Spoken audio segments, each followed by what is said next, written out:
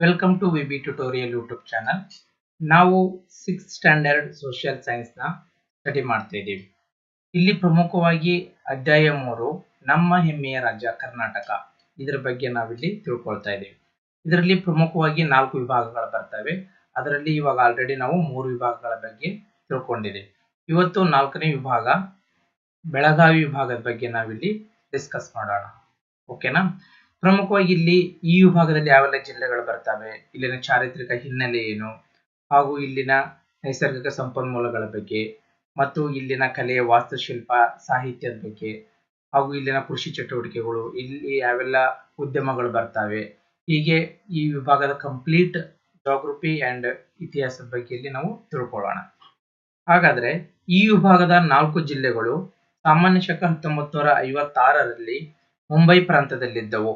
ರಾಜ್ಯ ಪುನರ್ವಿಂಗಡಣೆಯಲ್ಲಿ ಕರ್ನಾಟಕದಲ್ಲಿ ವಿಲೀನಗೊಂಡವು. ಈ ವಿಭಾಗದ ಧಾರವಾಡ ಜಿಲ್ಲೆಯನ್ನು 1997ರಲ್ಲಿ ವಿಭಜಿಸಿ ಹಾವೇರಿ ಮತ್ತು ಗದಗ ಜಿಲ್ಲೆಗಳನ್ನು ರಚಿಸಲಾಯಿತು, ಮತ್ತು ವಿಜಯಪುರ ಜಿಲ್ಲೆಯನ್ನು ವಿಭಜಿಸಿ ಬಾಗಲಕೋಟೆ ಜಿಲ್ಲೆಯನ್ನು ರಚಿಸಲಾಯಿತು. ಈ ವಿಭಾಗದಲ್ಲಿ ಇಂದು 7 ಜಿಲ್ಲೆಗಳಿವೆ. ಅವು ಯಾವುವು ಅಂತಂದ್ರೆ ಬೆಳಗಾವಿ, ಧಾರವಾಡ, ಹಾವೇರಿ, ಗದಗ, ವಿಜಯಪುರ, ಬಾಗಲಕೋಟೆ ಮತ್ತು ಉತ್ತರ ಕನ್ನಡ ಜಿಲ್ಲೆ. ಇಲ್ಲಿ ಏನಪ್ಪಾ ಈ ವಿಭಾಗದಲ್ಲಿ ಬರ್ತಕ್ಕಂಥ ಜಿಲ್ಲೆಗಳು ನೋಡೋದಾದ್ರೆ, ಇಲ್ಲಿ ಫಸ್ಟ್ 4 ಜಿಲ್ಲೆಗಳು ಇಲ್ಲಿ ನಾವು ಪ್ರಮುಖವಾಗಿ ನೋಡ್ತೇವೆ. ಹೌದಾ? ಇವು ಮುಂಬೈ ಪ್ರಾಂತ್ಯಕ್ಕೆ ಸೇರಿರವಾಗಿರ್ತವೆ. 1997ರಲ್ಲಿ ಇಲ್ಲಿ ಏನ್ ಮಾಡ್ತಾರಪ್ಪ ಅಂದ್ರ ಧಾರವಾಡನ ವಿಭಜನೆ ಮಾಡಿ ಇಲ್ಲಿ ಹಾವೇರಿ ಮತ್ತು ಗದಗ ಜಿಲ್ಲೆಗಳು ರಚನೆ ಆಗ್ತವೆ. ನೆಕ್ಸ್ಟ್ ವಿಜಯಪುರ ಜಿಲ್ಲೆಯನ್ನ ವಿಭಜನೆ ಮಾಡಿ ಇಲ್ಲಿ ಬಾಗಲಕೋಟೆ ಜಿಲ್ಲೆನ ರಚಿಸಲಾಗುತ್ತದೆ. ಹಾಗಾದ್ರೆ 4 ಜಿಲ್ಲೆಗಳು ಫಸ್ಟ್ ಇದ್ದಿದ್ವು ಯಾವ್ದಪ್ಪ ಅಂತಂದ್ರೆ ಧಾರವಾಡ, ಬಿಜಾಪುರ, ಬೆಳಗಾವಿ ಹಾಗೂ ಉತ್ತರ ಕನ್ನಡ. ಇವು ಮುಂಚೆ ಇರೋವು. ನಂತರ ವಿಭಜನೆ ಆದ್ಮೇಲೆ 7 ಜಿಲ್ಲೆಗಳಾಗಿ ಇಲ್ಲಿ ಗುರುತಿಸ್ಕೊಳ್ತವೆ. ಹಾಗಾದ್ರೆ 7 ಜಿಲ್ಲೆಗಳು ಯಾವಪ್ಪ ಅಂತಂದ್ರೆ ಬೆಳಗಾವಿ, ಧಾರವಾಡ, ಹಾವೇರಿ, ಗದಗ, ವಿಜಯಪುರ, ಬಾಗಲಕೋಟೆ ಮತ್ತು ಉತ್ತರ ಕನ್ನಡ ಜಿಲ್ಲೆಗಳು. ಭೂಪಟದಲ್ಲಿ ಕೊಟ್ಟಿದ್ದಾರೆ ನೋಡಿ ಯಾವ ಜಿಲ್ಲೆಗಳು ಎಲ್ಲಿ ಬರ್ತವೆ ಅಂತ ಹೇಳಿ. ಇಲ್ಲಿ ವಿಜಯಪುರ ಬರುತ್ತಾ, ನೆಕ್ಸ್ಟ್ ಬೆಳಗಾವಿ, ಬಾಗಲಕೋಟೆ, ಧಾರವಾಡ, ಗದಗ, ಹಾವೇರಿ ಮತ್ತು ಉತ್ತರ ಕನ್ನಡ ಜಿಲ್ಲೆಗಳು. ಇವು 7 ಜಿಲ್ಲೆಗಳು ಈ ವಿಭಾಗದಲ್ಲಿ ಬರ್ತವೆ. ಹಾಗಾದ್ರೆ ಈ ವಿಭಾಗದ ಚಾರಿತ್ರಿಕ ಹಿನ್ನೆಲೆಯನ್ನ ನೋಡೋದಾದ್ರೆ, ಈ ಪ್ರದೇಶದಲ್ಲಿ ಶಾತವಾಹನರು ಮತ್ತು ಮೌರ್ಯರು ಆಳ್ವಿಕೆ ನಡೆಸಿದರು. ಈ ವಿಭಾಗದ ಬನವಾಸಿಯು ಕದಂಬರ ರಾಜಧಾನಿಯಾಗಿತ್ತು. ಚಾಲುಕ್ಯರ ರಾಜಧಾನಿ ಬಾದಾಮಿ ಇಲ್ಲಿದೆ. ಬಾದಾಮಿ, ಪಟ್ಟದಕಲ್ಲು, ಐಹೊಳೆಗಳಲ್ಲಿ ವಿಶ್ವ ಪ್ರಸಿದ್ಧ ದೇವಾಲಯಗಳಿವೆ. ಬಾದಾಮಿಯ ಗವಿಗಳಲ್ಲಿ ಶಿಲ್ಪಕಲಾ ವೈಭವವನ್ನು ಕಾಣಬಹುದು. ಈ ವಿಭಾಗದ ಬಸವನ ಬಾಗೇವಾಡಿ, ಕೂಡಲ ಸಂಗಮ ಮುಂತಾದವು ವಚನ ಚಳುವಳಿಯ ಕೇಂದ್ರಗಳಾಗಿದ್ದವು. ಸಾಮಾಜಿಕ ಬದಲಾವಣೆಯ ಹರಿಕಾರ ಶ್ರೀ ಬಸವೇಶ್ವರರು ಐಕ್ಯ ಸ್ಥಳ ಕೂಡಲ ಸಂಗಮದಲ್ಲಿದೆ. ಇಲ್ಲಿನ ವಿಜಯಪುರದ ಗೋಲಗುಮ್ಮಟ ಮತ್ತು ಸೌದತ್ತಿ ಯಲ್ಲಮ್ಮ ದೇವಾಲಯಗಳು ಪ್ರಸಿದ್ಧ ಪ್ರೇಕ್ಷಣೀಯ ತಾಣಗಳಾಗಿವೆ. ಬೆಳಗಾವಿ ವಿಭಾಗದಲ್ಲಿ ರಾಷ್ಟ್ರಕೂಟರು ತದನಂತರ ಬಹುಮನಿ ಅರಸರು ಆಳ್ವಿಕೆ ನಡೆಸಿದ್ದರು. ಅದರಲ್ಲಿ ಪ್ರಮುಖವಾಗಿ ಏನಪ್ಪಾ ಅಂತಂದ್ರೆ ಈ ವಿಭಾಗನ ಮುಂಚೆ ಶಾತವಾಹನರು ಮತ್ತೆ ಮೌರ್ಯರು ಆಳ್ವಿಕೆನ ನಡೆಸಿದ್ದಾರೆ. ಮೌರ್ಯರು ಅಂತ ಬಂದಾಗ ಚಂದ್ರಗುಪ್ತ ಮೌರ್ಯ ಇವರು ಗುರು ಭದ್ರಬಾಹುವಿನೊಂದಿಗೆ ಬಂದು ಸಲ್ಲೇಖನನ ಸ್ವೀಕರಿಸಿರ್ತಾರೆ ಶ್ರವಣಬೆಳಗೊಳದಲ್ಲಿ. ಹೌದಾ? ಅದನ್ನ ನಾವು ಮೈಸೂರು ವಿಭಾಗ ಬಂದಾಗ ಸ್ಟಡಿ ಮಾಡಿದ್ವಿ. ನೆಕ್ಸ್ಟ್ ಇಲ್ಲಿ ಶಾತವಾಹನರು ಅಂತ ಬಂದಾಗ ಈ ಶಾತವಾಹನರು ಇದಾರಲ್ಲ, ಇವರು ಮಹಾರಾಷ್ಟ್ರದ ಪೈಠಾನ ಇದನ್ನ ರಾಜಧಾನಿಯನ್ನಾಗಿ ಮಾಡಿಕೊಂಡು ಆಳ್ವಿಕೆ ನಡೆಸಿದ್ದಾರೆ. ಹಾಗಾದ್ರೆ ಇವರ ಪ್ರಾಂತೀಯ ರಾಜಧಾನಿ ಯಾವಾಗಿತ್ತಪ್ಪ ಅಂತಂದ್ರೆ ವೈಜಯಂತಿ ಅಂತ ಹೇಳಿ. ವೈಜಯಂತಿ ಅಂತಂದ್ರೆ ಇವತ್ತಿನ ಬನವಾಸಿನ ಅವಾಗ ವೈಜಯಂತಿ ಅಂತ ಹೇಳಿ ಕರಿತಾ ಇದ್ರು. ಇದು ಉತ್ತರ ಕನ್ನಡ ಜಿಲ್ಲೆಯಲ್ಲಿ ಕಂಡು ಬರುತ್ತಾ. ಹೌದಾ? ಹಾಗಾದ್ರೆ ಈ ಪ್ರದೇಶನು ಪ್ರಾರಂಭದಲ್ಲಿ ಶಾತವಾಹನರು ಮತ್ತು ಮೌರ್ಯರ ಆಳ್ವಿಕೆಗೆ ಒಳಪಟ್ಟಿತ್ತು. ತದನಂತರ ಈ ವಿಭಾಗವನ್ನ ಕದಂಬರು ಆಳ್ವಿಕೆ ಮಾಡ್ತಾರೆ. ಹೌದಾ? ಇವರ ರಾಜಧಾನಿ ಬನವಾಸಿ ಆಗಿತ್ತು. ಇದರ ಮುಂಚಿನ ಹೆಸರು ವೈಜಯಂತಿ. ಇದನ್ನ ಎಕ್ಸಾಂಪಲ್ ಕೇಳ್ತಾರೆ. ಬನವಾಸಿಯ ಪೂರ್ವ ಹೆಸರು ಏನಾಗಿತ್ತಪ್ಪ ಅಂತಂದ್ರೆ ವೈಜಯಂತಿ ಆಗಿತ್ತು. ಇವ್ರು ಏನಿದಾರಲ್ಲ, ಇವರು ಕದಂಬರು, ಇವರು ಕನ್ನಡದ ಮೊದಲ ರಾಜಮನೆತನಾಗಿರುತ್ತ. ವಂಶದ ಸ್ಥಾಪಕ ಯಾರಪ್ಪ ಅಂತಂದ್ರೆ ಮಯೂರ ವರ್ಮ. ಆಮೇಲೆ ಇವು ಚಾಲುಕ್ಯರು ಬರ್ತಾರೆ. ಈ ಚಾಲುಕ್ಯರ ರಾಜಧಾನಿ ಯಾವ್ದಾಗಿತ್ತಪ್ಪ ಅಂತಂದ್ರೆ ಬಾದಾಮಿ ಆಗಿತ್ತು. ಇವ್ರು ಚಾಲುಕ್ಯರು ಬಾದಾಮಿಗಿಂತ ಮುಂಚೆ ಐಹೊಳೆ ಇವರದ ಪ್ರಥಮ ರಾಜಧಾನಿ ಆಗಿತ್ತು. ನಂತರ ಇವರು ವಾತಾಪಿ, ಇಲ್ಲಿ ಬಾದಾಮಿಯ ಮುಂಚಿನ ಹೆಸರೇನಪ್ಪಾ ಅಂತಂದ್ರೆ ವಾತಾಪಿ ಆಗಿತ್ತು. ಇದು ಇಂಪಾರ್ಟೆಂಟ್ ಪಾಯಿಂಟ್ ಇಲ್ಲಿ ತಿಳ್ಕೊಬೇಕಾಯ್ತು. ಬನವಾಸಿಯ ಮುಂಚಿನ ಹೆಸರು ವೈಜಯಂತಿ, ಬಾದಾಮಿದು ವಾತಾಪಿ. ಹಾಗಾದ್ರೆ ಚಾಲುಕ್ಯರ ಮೊದಲನೆಯ ರಾಜಧಾನಿ ಐಹೊಳೆ ಆಗಿತ್ತು. ತದನಂತರ ಇವ್ರದ್ದು ಬಾದಾಮಿ ಆಗಿತ್ತು. ಬಾದಾಮಿ, ಪಟ್ಟದಕಲ್ಲು ಮತ್ತು ಐಹೊಳೆಗಳಿದಾವಲ್ಲ, ಇವು ದೇವಾಲಯಗಳಿಗೆ ಪ್ರಸಿದ್ಧವಾಗಿರ್ತಕ್ಕಂತಹ ಸ್ಥಳಗಳು. ಇಲ್ಲಿ ನಾವು ಐಹೊಳೆಯನ್ನ ಏನಂತ ಕರಿತೀವಪ್ಪ ಅಂತಂದ್ರ ದೇವಾಲಯಗಳ ವಾಸ್ತುಶಿಲ್ಪದ ತೊಟ್ಟಿಲು ಅಂತ ಹೇಳಿ ಕರಿತೇವೆ ಐಹೊಳೆನ. ಇದನ್ನ ಕರೆದವರು ಪಾರ್ಸಿ ಬ್ರೌನ್ ಅಂತ. ಅವರು ಐಹೊಳೆಯನ್ನ ಏನಂತ ಕರೀತಾರೆ ಹಾಗಾದ್ರೆ ದೇವಾಲಯಗಳ ವಾಸ್ತುಶಿಲ್ಪದ ತೊಟ್ಟಿಲು ಅಂತ ಹೇಳಿ ಕರೀತಾರೆ.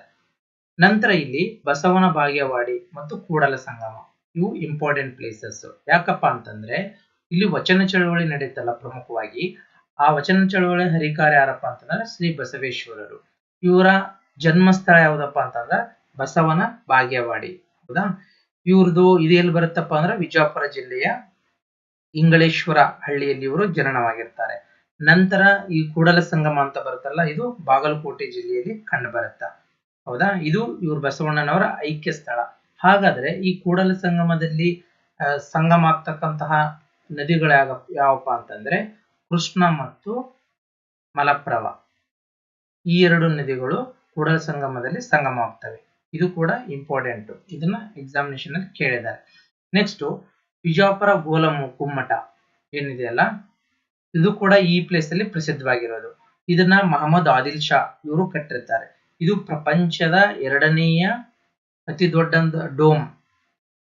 ಹೌದಾ? ಇದು ವಿಶ್ವ ಪ್ರಸಿದ್ಧ ಎರಡನೆಯ ಅತಿ ದೊಡ್ಡ ಡೋಮ್ ಆಗಿರುತ್ತೆ. ಇದನ್ನ ಕಟ್ಟಿದವರು ಮಹಮ್ಮದ್ ಆದಿಲ್ ಶಾ ಕಟ್ಟಿರ್ತಾರೆ. ನೆಕ್ಸ್ಟ್ ಈ ಪ್ಲೇಸ್ ಅಲ್ಲಿ ಸೌದತ್ತಿ ಯಲ್ಲಮ್ಮ ಅಂತ ಹೇಳಿ ಪ್ರಸಿದ್ಧವಾದ ದೇವಾಲಯವಿದೆ.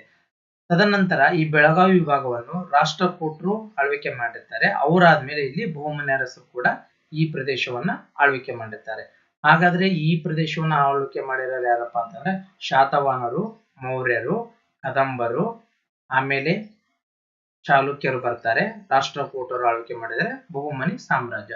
ಇಷ್ಟು ಸಾಮ್ರಾಜ್ಯಗಳು ಕೂಡ ಈ ವಿಭಾಗವನ್ನು ಆಳ್ವಿಕೆ ಮಾಡಿದ್ದಾವೆ.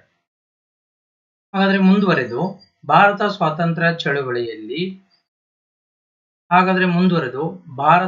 ಸ್ವಾತಂತ್ರ್ಯ ಚಳುವಳಿಯಲ್ಲಿ ಬೆಳಗಾವಿ ವಿಭಾಗದ ಜಿಲ್ಲೆಗಳು ಅನನ್ಯ ಪಾತ್ರ ವಹಿಸಿವೆ.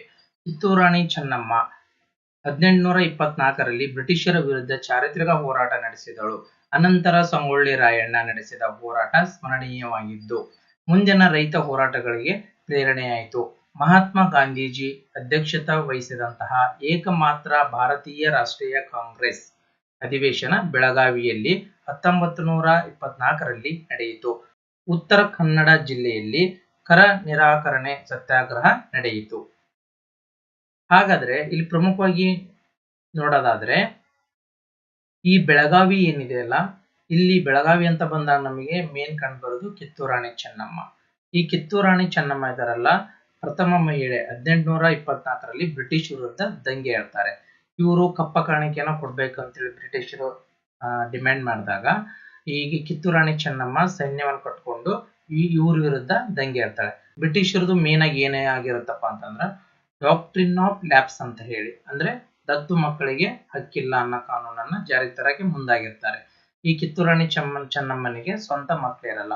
ಆದ ಕಾರಣ ಬ್ರಿಟಿಷರು ಇಲ್ಲಿ ಕಪ್ಪ ಕಾಣಿಕೆನ ಕೊಡ್ಬೇಕು, ನೆಕ್ಸ್ಟ್ ನಿಮ್ಮ ಇದೇ ಸಂಸ್ಥಾನನ ನಮ್ಮ ಬ್ರಿಟಿಷರ ಆಡಳಿತಕ್ಕೆ ಒಳಪಡಿಸಬೇಕು ಅಂತ ಹೇಳಿ ಡಿಮ್ಯಾಂಡ್ ಮಾಡಿರ್ತಾರೆ. ಈ ಕಿತ್ತೂರು ರಾಣಿ ಚೆನ್ನಮ್ಮ ಇದಾರಲ್ಲ, ಇವರು ಪ್ರಥಮ ಯುದ್ಧದಲ್ಲಿ ಥ್ಯಾಕ್ರೆ ಅಂತಂದೇಳಿ ಬ್ರಿಟಿಷರ ಕಲೆಕ್ಟರ್ನ ಇಲ್ಲಿ ಕೊಲೆ ಮಾಡಲಾಗುತ್ತ. ನಂತರ ಎರಡನೇ ಯುದ್ಧದಲ್ಲಿ ಇವರು ಬ್ರಿಟಿಷರ ಅಧೀನ ಆಗ್ತಾರೆ. ಆಮೇಲೆ ಇಲ್ಲಿ ಸಂಗೊಳ್ಳಿ ರಾಯಣ್ಣ ಇವರು ಈ ಕಿತ್ತೂರು ರಾಣಿ ಚೆನ್ನಮ್ಮ ಇದಾರಲ್ಲ, ಇವರ ಪ್ರಮುಖ ಸೇನಾಧಿಪತಿ ಆಗಿರ್ತಾರೆ. ಹೌದಾ? ನೆಕ್ಸ್ಟ್ ಇಲ್ಲಿ INC ಇಂಡಿಯನ್ ನ್ಯಾಷನಲ್ ಕಾಂಗ್ರೆಸ್ ಏನಿದೆಯಲ್ಲ, ಇದರ ಏಕಮಾತ್ರ ಅಧಿವೇಶನದಲ್ಲಿ ಗಾಂಧೀಜಿ ಅಧ್ಯಕ್ಷತೆಯನ್ನು ವಹಿಸಿರೋದು ಯಾವ್ದಪ್ಪ ಅಂತಂದ್ರ ಅದು ಬೆಳಗಾವಿ ಅಧಿವೇಶನ. ಇದು 39ನೇ ಅಧಿವೇಶನ ಆಗಿರುತ್ತ. ಹೌದಾ?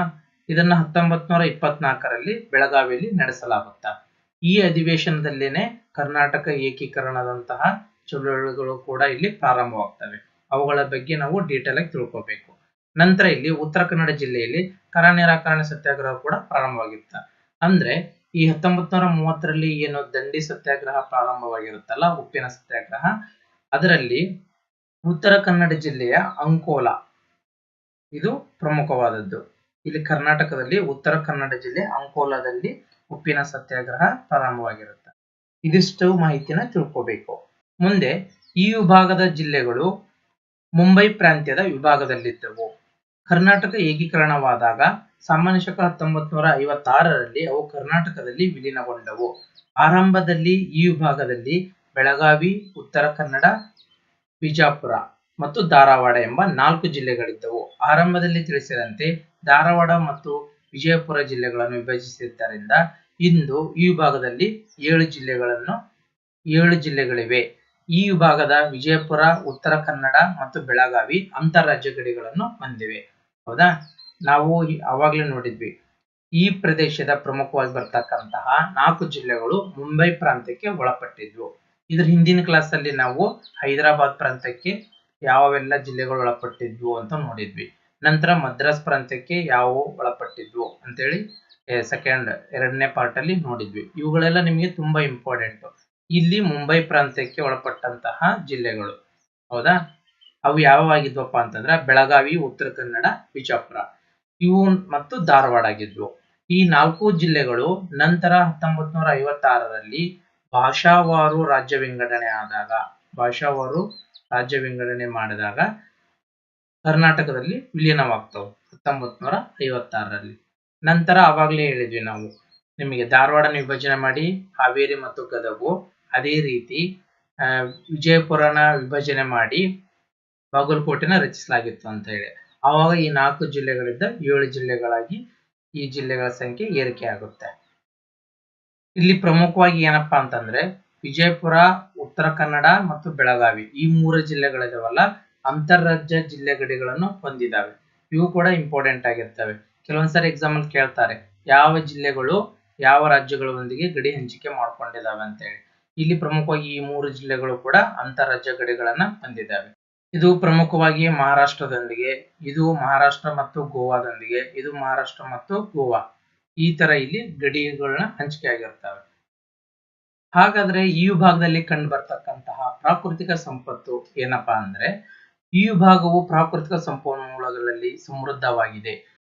ತುಂಬಿ ಹರಿಯುವ ನದಿಗಳಿವೆ, ದಟ್ಟವಾದ ಅರಣ್ಯಗಳಿವೆ, ಅನೇಕ ಖನಿಜ ನಿಕ್ಷೇಪಗಳಿವೆ, ಫಲವತ್ತಾದ ಮಣ್ಣಿದೆ, ವಿದ್ಯುತ್ ಸ್ಥಾವರಗಳಿವೆ. ಈ ವಿಭಾಗದಲ್ಲಿ ಹರಿಯುವ ಪ್ರಮುಖ ನದಿಗಳೆಂದರೆ ಕೃಷ್ಣ, ಮಲಪ್ರಭಾ, ಘಟಪ್ರಭಾ, ಭೀಮಾ, ಕಾಳಿ, ತುಂಗಭದ್ರಾ ಮುಂತಾದವು. ಈ ನದಿಗಳು ಹರಿಯುವ ಪ್ರದೇಶಗಳಲ್ಲಿ ಅನೇಕ ಸುಂದರ ಜಲಪಾತಗಳಿವೆ. ಗೋಕಾಕ್ ಜಲಪಾತ ಆಕರ್ಷಣೀಯವಾಗಿದೆ. ದಾಂಡೇಲಿ ಹತ್ತಿರ ಮಾಗೋಡ ಜಲಪಾತ, ಕಾರವಾರ ಹತ್ತಿರ ದೇವಮಾಲಾ ಜಲಪಾತ, ಮುರುಡೇಶ್ವರದ ಹತ್ತಿರವಿರುವಂತಹ ಅಪ್ಸರಕೊಂಡ ಜಲಪಾತ ಮುಂತಾದವು ಪ್ರಾಕೃತಿಕ ಸೌಂದರ್ಯದ ತಾಣವಾಗಿವೆ. ಇಲ್ಲೇನಪ್ಪಾ ಅಂದ್ರೆ ಪ್ರಾಕೃತಿಕ ಸಂಪತ್ತು ಅಂತ ಬಂದಾಗ ನಮಗೆ ಇಲ್ಲಿ ಪ್ರಮುಖವಾಗಿ ನದಿಗಳಾಗಿರ್ಬೋದು, ಖನಿಜಗಳು ಹಾಗೂ ಇಲ್ಲಿನ ಮಣ್ಣು ಪ್ರಮುಖವಾಗಿ ನಾವು ನೋಡ್ಬೇಕಾಗುತ್ತ. ಇಲ್ಲಿ ಏನಪ್ಪಾ ನದಿಗಳು ಯಾವ ಕಂಡು ಬರ್ತಾವಪ್ಪ, ಈ ಪ್ರದೇಶದಲ್ಲಿ ಆಕ್ಚುಲಿ ಅನೇಕ ನದಿಗಳನ್ನ ನಾವು ಕಾಣ್ತೀವಿ. ಅದೇ ರೀತಿ ಇಲ್ಲಿ ಅನೇಕ ಖನಿಜ ನಿಕ್ಷೇಪಗಳನ್ನ ನಾವು ಇಲ್ಲಿ ನೋಡಬಹುದು. ಹಾಗಾದ್ರೆ ಈ ಪ್ರದೇಶದಲ್ಲಿ ಕಂಡು ಬರ್ತಕ್ಕಂತಹ ನದಿಗಳು ಯಾವಪ್ಪ ಅಂತಂದ್ರೆ ಕೃಷ್ಣಾ ನದಿ, ಮಲಪ್ರಭಾ, ಘಟಪ್ರಭಾ, ಭೀಮಾ, ಕಾಳಿ, ತುಂಗಭದ್ರಾ. ಹೌದಾ? ಇಲ್ಲಿ ಪ್ರಮುಖವಾಗಿ ಇವು ಕೃಷ್ಣಾ ನದಿಯ ಉಪನದಿಗಳು. ಮಲಪ್ರಭಾ, ಘಟಪ್ರಭಾ, ಭೀಮಾ, ಕಾಳಿ, ಇವೆಲ್ಲ ತುಂಗ, ಇವು ಇಂಪಾರ್ಟೆಂಟ್. ಯಾಕಪ್ಪ ಅಂದ್ರೆ ಎಕ್ಸಾಮ್ ಅಲ್ಲಿ ಕೇಳ್ತಾರೆ, ಕೃಷ್ಣಾ ನದಿಯ ಉಪನದಿಗಳು ಯಾವ್ಯಾವಪ್ಪ ಅಂತಂದ್ರೆ ಅವು ಇವೆಲ್ಲ ಬರ್ತಾವೆ. ಈ ನದಿಗಳು ಹರಿಯುವ ಪ್ರದೇಶಗಳಲ್ಲಿ ಅನೇಕ ಸುಂದರ ಜಲಪಾತಗಳಿವೆ. ಹೌದಾ? ಈ ಪ್ರದೇಶಗಳು ಇದು ಡೆಕ್ಕನ್ ಪ್ರಸ್ಥಭೂಮಿ ಆಗಿರೋದ್ರಿಂದ ಇಲ್ಲಿ ಅನೇಕ ಜಲಪಾತಗಳು ಕೂಡ ಇಲ್ಲಿ ಉಗಮವಾಗಿದ್ದಾವೆ. ಹಾಗಾದ್ರೆ ಅವು ಯಾವ್ಯಾವಪ್ಪ ಅಂತಂದ್ರೆ ಗೋಕಾಕ್ ಜಲಪಾತ. ಈ ಗೋಕಾಕ್ ಜಲಪಾತನ ನಾವು ಕರ್ನಾಟಕದ ನಯಾಗರ್ ಅಂತ ಕೂಡ ನಾವು ಕರಿತೇವೆ. ಹೌದಾ? ಈ ನಯಾಗರ್ ಒರಿಜಿನಲ್ ಆಗಿ ಕಂಡು ಬರೋದು ನಮಗೆ ಕೆನಡಾ ಮತ್ತು USA ದಲ್ಲಿ ಕಂಡು ಬರುತ್ತೆ.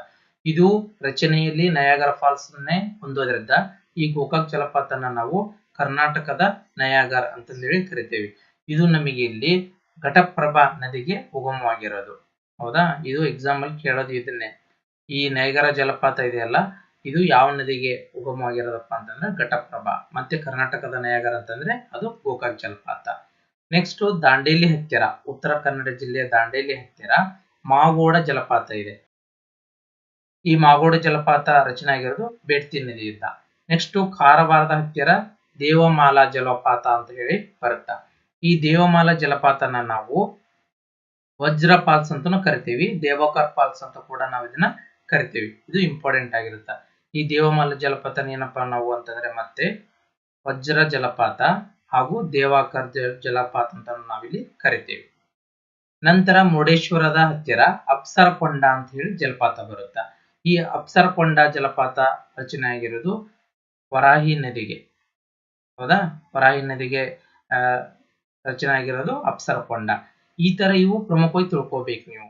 ಈ ನದಿಗಳು ಹಾಗೂ ಅದರ ಉಪನದಿಗಳು ಯಾವ್ಯಾವು, ಆಮೇಲೆ ಜಲಪಾತಗಳು ಅವು ಯಾವ ನದಿಯಿಂದ ನಿರ್ಮಾಣವಾಗಿರ್ತವೆ ಅಂತ ಹೇಳಿ. ಇದು ನಿಮ್ಮ ಸ್ಪರ್ಧಾತ್ಮಕ ಪರೀಕ್ಷೆ ದೃಷ್ಟಿಯಿಂದ ಈ 2 ಪಾಯಿಂಟ್ಗಳು ಇಂಪಾರ್ಟೆಂಟ್ ಆಗಿರ್ತವೆ. ಪ್ರವಾಸೋದ್ಯಮಕ್ಕೆ ಉತ್ತಮವಾದ ವಾತಾವರಣ ಇಲ್ಲಿದೆ. ಅಂಶಿ ರಾಷ್ಟ್ರೀಯ ಉದ್ಯಾನವನ ಕಾಳಿ ನದಿಯ ದಡದಲ್ಲಿದೆ. ಇಲ್ಲಿರುವ ಮತ್ತೊಂದು ವನ್ಯಮೃಗಧಾಮ ದಾಂಡೇಲಿ ವನ್ಯಮೃಗಧಾಮ. ಅಟ್ಟಿವೇರಿ ಪಕ್ಷಿಧಾಮ ಮತ್ತೊಂದು ಪ್ರಕೃತಿಯ ಸುಂದರ ತಾಣವಾಗಿದೆ. ಈ ವಿಭಾಗದ ಬಾಗಲಕೋಟೆ ಜಿಲ್ಲೆಯಲ್ಲಿ ಕಬ್ಬಿಣದ ಅದಿರು ದೊರೆಯುತ್ತದೆ. ಮತ್ತೊಂದು ಇಲ್ಲಿ ದೊರೆಯುವ ಕಚ್ಚಾ ವಸ್ತುವೆಂದರೆ ಸುಣ್ಣದ ಕಲ್ಲು. ಈ ವಿಭಾಗದ ಜಿಲ್ಲೆಗಳಲ್ಲಿ ಬೆಣಚುಕಲ್ಲು ಅಪಾರವಾಗಿ ದೊರೆಯುತ್ತದೆ. ಇಳಕಲ್ ಭಾಗದಲ್ಲಿ ಗ್ರಾನೈಟಿನ ಅಪಾರ ನಿಕ್ಷೇಪವಿದೆ. ಇಲ್ಲಿಂದ ಗ್ರಾನೈಟ್ ಕಲ್ಲುಗಳನ್ನು ರಫ್ತು ಮಾಡಲಾಗುವುದು.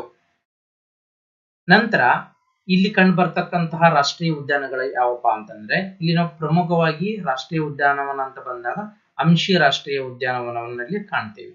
ಇದು ಕಾಳಿ ನದಿಯ ದಡದಲ್ಲಿದೆ. ಹೌದಾ, ಅದೇ ನಂತರ ನಾವು ಇಲ್ಲಿ ದಾಂಡೇಲಿ ವನ್ಯ ಮೃಗಾಲಯ ನೋಡ್ತೀವಿ. ಆಮೇಲೆ ಪಕ್ಷಿಧಾಮ ಅಂತ ಬಂದಾಗ ಇಲ್ಲಿ ಅಟ್ಟಿವೇರಿ ಪಕ್ಷಿಧಾಮ ಉತ್ತರ ಕನ್ನಡ ಜಿಲ್ಲೆಯಲ್ಲಿ ಕಂಡು ಬರುತ್ತಾ. ಅದೇ ತರ ಮತ್ತೆ ಇತರ ಇಲ್ಲಿ ವನ್ಯಧಾಮಗಳು ಯಾವ್ಯಾವ ಇಂಪಾರ್ಟೆಂಟ್ ಅಪ್ಪ ಅಂತಂದ್ರೆ, ಇಲ್ಲಿ ಬಂಕಾಪುರ ನವಿಲುಧಾಮ ಕಂಡು ಬರುತ್ತೆ ನಿಮಗೆ. ಹೌದಾ, ಶಿಗ್ಗಾಂವ್ ತಾಲೂಕಿನ ಹಾವೇರಿಯ ಶಿಗ್ಗಾಂವ್ ತಾಲೂಕಿನಲ್ಲಿ, ಹಾವೇರಿ ಜಿಲ್ಲೆ ಶಿಗ್ಗಾಂವ್ನಲ್ಲಿ. ಆಮೇಲೆ ಬ್ಲ್ಯಾಕ್ ಬಕ್ ರಿಸರ್ವ್ ಕೃಷ್ಣ ಮೃಗ ಈ ಪಾರ್ಕ್ ಅಲ್ಲಿ ಕಂಡು ಬರುತ್ತಪ್ಪ ಅಂತಂದ್ರ ರಾಣೆಬೆನ್ನೂರಿನಲ್ಲಿ ಬ್ಲ್ಯಾಕ್ ಬಕ್. ಹೌದಾ, ಇದು ಕೂಡ ಇಂಪಾರ್ಟೆಂಟ್ ಪಾಯಿಂಟ್ ನಿಮಗೆ. ಇತ್ತೀಚೆಗೆ 2024ರಲ್ಲಿ ರಾಮ್ಸರ್ ಸೈಟ್ ಅನ್ನು ಬರ್ತವೆ. Ramsar site. ಹಾಗಾದ್ರೆ ಈ ವಿಭಾಗದಲ್ಲಿ ಪ್ರಮುಖವಾಗಿ 2 ರಾಮ್ಸರ್ ಸೈಟ್ ಗಳನ್ನ ಗುರುತಿಸ್ತಾರೆ. ಅದೆಲ್ಲಪ್ಪ ಅಂತಂದ್ರೆ ಅಘನಾಶಿನಿ, ಇದು ಉತ್ತರ ಕನ್ನಡ ಜಿಲ್ಲೆಯಲ್ಲಿ ಬರುತ್ತೆ. ನೆಕ್ಸ್ಟ್ ಎರಡನೇದು ಯಾವ್ದಪ್ಪ ಅಂದ್ರ ಮಾಗಡಿ ಕೆರೆ, ಇದು ಕಂಡು ಬರೋದು ಗದಗ ಜಿಲ್ಲೆಯಲ್ಲಿ. ಇವೆರಡು ಕೂಡ ಈ ವಿಭಾಗದ ಜಿಲ್ಲೆಗಳಾಗಿರ್ತವೆ. ಈ ಟೋಟಲ್ ಕರ್ನಾಟಕದಲ್ಲಿರುವ 4 ರಾಮ್ಸರ್ ಸೈಟ್ ಇದಾವೆ. ಅದರಲ್ಲಿ 2 ಈ ಪ್ರದೇಶದಲ್ಲಿ ಕಂಡು ಬರ್ತವೆ. ಇನ್ನೆರಡು ಯಾವ್ದಪ್ಪ ಅಂತಂದ್ರ ರಂಗನತಿಟ್ಟು ಮಂಡ್ಯದಲ್ಲಿರುವ ಒಂದು, ಅಂಕಸಮುದ್ರ ಇದು ವಿಜಯನಗರ ಅಲ್ಲಿ ಕಂಡು ಬರುತ್ತೆ.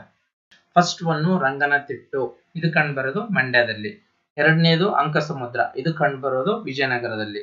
ಮೂರನೇದು ಅಘನಾಶಿನಿ ಇದು ಕಂಡು ಬರೋದು ಉತ್ತರ ಕನ್ನಡ ಜಿಲ್ಲೆಯಲ್ಲಿ. ನೆಕ್ಸ್ಟ್ ಮಾಗಡಿ ಕೆರೆ ಇದು ಕಂಡು ಬರೋದು ಗದಗ ಜಿಲ್ಲೆಯಲ್ಲಿ. ನಂತರ ಈ ಬಾಗಲಕೋಟೆ ಜಿಲ್ಲೆಯಲ್ಲಿ ನಾವು ಅಧಿಕವಾಗಿ ಕಬ್ಬಿಣದ ಅದಿರನ್ನ ಕಾಣ್ತೀವಿ. ಆಮೇಲೆ ಈ ಪ್ರದೇಶದಲ್ಲಿ ಯಥೇಚ್ಛವಾಗಿ ಸುಣ್ಣದ ಕಲ್ಲನ್ನು ನಾವು ಗುರುತಿಸಬಹುದು.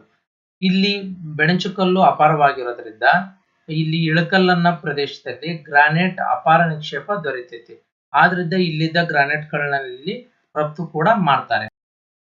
ಹಾಗಾದ್ರೆ ಈ ವಿಭಾಗದ ಅರಣ್ಯಗಳು ಮತ್ತು ವನ್ಯ ಮೃಗಧಾಮಗಳನ್ನ ನೋಡೋದಾದ್ರೆ, ಈ ವಿಭಾಗದ ಬೆಳಗಾವಿ ಜಿಲ್ಲೆ, ಉತ್ತರ ಕನ್ನಡ, ಧಾರವಾಡ ಜಿಲ್ಲೆಗಳಲ್ಲಿ ದಟ್ಟವಾದ ಅರಣ್ಯವಿದೆ. ನಿತ್ಯ ಹರಿದ್ವರ್ಣ ಕಾಡುಗಳು ಇಲ್ಲಿವೆ. ಉಷ್ಣವಲಯದ ದಟ್ಟವಾದ ಬಹು ಹಂತದ ಕಾಡುಗಳನ್ನು ಮತ್ತು ವರ್ಷ ಪೂರ್ತಿ ಹಸಿರಾಗಿರುವ ಕಾಡುಗಳನ್ನು ನಿತ್ಯ ಹರಿದ್ವರ್ಣ ಕಾಡುಗಳೆಂದು ಕರೆಯುತ್ತಾರೆ. ಇಲ್ಲಿ ಮೀಸಲು ಅರಣ್ಯಗಳಿವೆ, ಸಂರಕ್ಷಿತ ಅರಣ್ಯ ಪ್ರದೇಶವಿದೆ ಮತ್ತು ಮುಕ್ತ ಅರಣ್ಯ ಪ್ರದೇಶವಿದೆ. ಉತ್ತರ ಕನ್ನಡ ಜಿಲ್ಲೆಯ ಒಟ್ಟು ವಿಸ್ತೀರ್ಣದಲ್ಲಿ 80% ಅರಣ್ಯ ಪ್ರದೇಶವಿದೆ. ಆನೆ, ಕಾಡೆಮ್ಮೆ, ಜಿಂಕೆ, ಹುಲಿ, ಚಿರತೆ, ಕರಡಿ, ನವಿಲು, ಕಾಡು ಬೆಕ್ಕು ಮುಂತಾದ ವನ್ಯ ಪ್ರಾಣಿಗಳಿವೆ. ಹಾಗಾದರೆ ಈ ಪ್ರದೇಶದಲ್ಲಿ ಕಂಡುಬರ್ತಕ್ಕಂತಹ ಅರಣ್ಯ ಪ್ರದೇಶ ಮತ್ತು ವನ್ಯ ಮೃಗಧಾಮಗಳನ್ನ ನೋಡೋದಾದ್ರೆ, ಇಲ್ಲಿ ಪ್ರಮುಖವಾಗಿ ಬೆಳಗಾವಿ ಆಗಿರ್ಬೋದು, ಉತ್ತರ ಕನ್ನಡ ಮತ್ತು ಧಾರವಾಡ ಈ 3 ಜಿಲ್ಲೆಗಳಿಂದ ಇಲ್ಲಿ ನಾವು ದಟ್ಟವಾದ ಅರಣ್ಯ ಪ್ರದೇಶವನ್ನ ಕಾಣ್ತೀವಿ. ಇಲ್ಲಿ ಯಾವ ರೀತಿ ಅರಣ್ಯ ಪ್ರದೇಶ ಕಂಡು ಬರ್ತಾವಪ್ಪ ಅಂತಂದ್ರೆ ನಿತ್ಯ ಹರಿದ್ವರ್ಣ ಕಾಡುಗಳು ಕಂಡು ಬರ್ತವೆ. ನಿತ್ಯ ಹರಿದ್ವರ್ಣ ಕಾಡುಗಳು ಅಂತಂದ್ರೆ ಉಷ್ಣವಲಯದ ದಟ್ಟವಾದ ಬಹು ಹಂತದ ಕಾಡುಗಳಾಗಿರ್ತವೆ. ಇಲ್ಲಿ ಪೂರ್ತಿ ಹಸಿರಾಗಿರುವ ಕಾಡುಗಳು ಇವು. ಏನಪ್ಪಾ ಅಂತಂದ್ರೆ ಇಲ್ಲಿ ಉಷ್ಣವಲಯದ ಕಾಡುಗಳಾಗಿದ್ದೀವು. ಇಲ್ಲಿ ಅಧಿಕ ಹೆಚ್ಚು ಮಳೆ ಆಗೋದರಿಂದ ಇಲ್ಲಿ ಹಂತ ಹಂತವಾಗಿ ಇಲ್ಲಿ ಮರಗಳು ಇರ್ತವೆ. ಈಗ ಉನ್ನತ ಮಟ್ಟದ ಮರಗಳನ್ನು ನಾವಿಲ್ಲಿ ಕಾಣಬಹುದು. ಅದೇ ರೀತಿ ಇದರದ ಕೆಳ ಹಂತದ ಮರಗಳು, ಈ ತರ 3 to 4 ಲೇಯರ್ ಅಲ್ಲಿ ಇಲ್ಲಿ ಮರಗಳನ್ನ ನಾವು ಕಾಣ್ತೇವೆ. ಇವುಗಳನ್ನ ನಾವು ಇಲ್ಲಿ ನಿತ್ಯ ಹರಿದ್ವರ್ಣ ಕಾಡುಗಳು ಅಂತೇಳಿ ಗುರುತಿಸ್ತೇವೆ. ಉತ್ತರ ಕನ್ನಡ ಜಿಲ್ಲೆ ಇದೆ ಅಲ್ಲ, ಇದು 80% ಅರಣ್ಯ ಪ್ರದೇಶವನ್ನು ಹೊಂದಿದೆ. ಕರ್ನಾಟಕದಲ್ಲಿ ಅತಿ ಹೆಚ್ಚು ಅರಣ್ಯ ಪ್ರದೇಶವನ್ನು ಶೇಕಡಾವಾರು ಹೊಂದಿರೋದು ಯಾವ್ದಪ್ಪ ಅಂತಂದ್ರೆ ಅದು ಉತ್ತರ ಕನ್ನಡ ಜಿಲ್ಲೆ ಆಗಿರುತ್ತೆ. ನೆಕ್ಸ್ಟ್ ಇಲ್ಲಿ ಅರಣ್ಯ ಪ್ರದೇಶದಲ್ಲಿ ಕಂಡು ಬರ್ತಕ್ಕಂಥ ಪ್ರಾಣಿಗಳಂತಂದ್ರೆ ಆನೆ, ಕಾಡೆಮ್ಮೆ, ಜಿಂಕೆ, ಹುಲಿ, ಚಿರತೆ, ಕರಡಿ, ನವಿಲು, ಕಾಡುಬೆಕ್ಕು ಇವೆಲ್ಲ ಈ ಪ್ರದೇಶದಲ್ಲಿ ಕಂಡು ಬರ್ತಕ್ಕಂತಹ ವನ್ಯ ಪ್ರಾಣಿಗಳು. ಇಲ್ಲಿ ನಾವು ಹೇಳಿದ್ವಿ ಬಂಕಾಪುರದಲ್ಲಿ ನವಿಲು ಧಾಮವಿದೆ, ಹೌದಾ? ಇದು ಕಂಡು ಬರೋದು ಹಾವೇರಿ ಜಿಲ್ಲೆ ಶಿಗ್ಗಾಂವ್ ತಾಲೂಕಲ್ಲಿ. ಇದನ್ನ ಎಕ್ಸಾಮಿನೇಷನ್ ಅಲ್ಲಿ ಕೇಳಿದ್ದಾರೆ, ಬಂಕಾಪುರ ನವಿಲು ಧಾಮ ಕಂಡು ಬರೋದು ಎಲ್ಲಿ ಅಂತ ಹೇಳಿ. ನೆಕ್ಸ್ಟ್ ಮರಗಳಂತ ಬಂದಾಗ ಇಲ್ಲಿ ಪ್ರಮುಖವಾಗಿ ನಾವು ಬೇಟೆ ಮರ, ಗಂಧದ ಮರ, ಮತ್ತಿ, ನಂದಿ, ತೇಗ, ಬೆಲೆ ಬಾಳುವಂತ ಮರಗಳನ್ನ ನಾವಿಲ್ಲಿ ಕಾಣ್ತೇವೆ. ಇಲ್ಲಿ ಕಿರು ಅರಣ್ಯ ಉತ್ಪನ್ನಗಳು ಕೂಡ ನಾವಿಲ್ಲಿ ನೋಡಬಹುದು. ಇದು ಬುಡಕಟ್ಟು ಸಮುದಾಯದ ವರಮಾನ ಕೂಡ ಆಗಿದೆ. ಇಲ್ಲಿ ಇನ್ನೊಂದೇನಪ್ಪಾ ಅಂತಂದ್ರೆ ಈ ಅರಣ್ಯದ ಪ್ರಕಾರಗಳು ಬರ್ತಾವಲ್ಲ, ಈ ಮೀಸಲು ಅರಣ್ಯ ಪ್ರದೇಶ ಆಗಿರ್ಬೋದು, ಆಮೇಲೆ ಸಂರಕ್ಷಿತ ಅರಣ್ಯ ಪ್ರದೇಶ ರಿಸರ್ವ್ ಫಾರೆಸ್ಟ್ ಮತ್ತು ಮುಕ್ತ ಅರಣ್ಯ ಓಪನ್ ಫಾರೆಸ್ಟ್, ಈ ಎಲ್ಲಾ ಹಂತದ ಅರಣ್ಯಗಳನ್ನು ಕೂಡ ನಾವಿಲ್ಲಿ ಕಾಣಬಹುದಾಗಿದೆ. ಇವು ಎಲ್ಲ ಪ್ರಮುಖ ಮರಗಳು, ಇವು ಬೆಲೆ ಬಾಳತಕ್ಕಂತ ಮರಗಳು. ಈ ಬೀಟೆ ಆಗಿರ್ಬೋದು, ಗಂಧ, ಆಮೇಲೆ ತೇಗ, ಮತ್ತಿ, ಇವು ಪ್ರತಿಯೊಂದು ಕೂಡ ಇವು ತುಂಬಾ ಬೆಳೆ ಬಾಳುವಂತಹ ಮರಗಳಾಗಿದ್ದಾವೆ. ಇಲ್ಲಿ ನೋಡಿ ಇಮೇಜ್ ಅಲ್ಲಿ ಕೊಟ್ಟಿದ್ದಾರೆ ದಟ್ಟ ಕಾಡು ಅಂತಂದ್ರೆ ಈ ನಿತ್ಯ ಹರಿದ್ವರ್ಣ ಕಾಡುಗಳು ಯಾವ ತರ ಲೇಯರ್ ವೈಸ್ ಅರೇಂಜ್ ಆಗಿದಾವೆ ಅಂತೇಳಿ. ಇದು ದೊಡ್ಡ ಮರ ಆದ್ರೆ ಇದಕ್ಕಿಂತ ಕೆಳ ಹಂತದ ಮರಗಳು, ಅದಕ್ಕಿಂತ ಇನ್ನೂ ಕೆಳ ಹಂತದ ಮರಗಳು, ಈ ತರ ಇಲ್ಲಿ 3 to 4 ಲೇಯರ್ ಅಲ್ಲಿ ಮರಗಳಿರ್ತವೆ. ಇವುಗಳನ್ನೇ ನಾವು ನಿತ್ಯ ಹರಿದ್ವರ್ಣ ಕಾಡುಗಳು ಅಂತೇಳಿ ಕರಿತೀವಿ. ಹಾಗಾದ್ರೆ ನೆಕ್ಸ್ಟ್ ಈ ಪ್ರದೇಶದ ಕೃಷಿ ಉದ್ಯಮಿನ ನೋಡೋದಾದ್ರೆ ಈ ವಿಭಾಗದಲ್ಲಿ ವ್ಯಾಪಕವಾಗಿ ಕಪ್ಪು ಮತ್ತು ಕೆಂಪು ಮಣ್ಣು ಇದೆ. ಭತ್ತ, ಹತ್ತಿ, ಮೆಕ್ಕೆಜೋಳ, ಬೇಳೆಕಾಳು, ಗೋಧಿ, ಶೇಂಗಾ, ಸಜ್ಜೆ, ಮೆಣಸಿನಕಾಯಿ ಮುಂತಾದ ಬೆಳೆಗಳು.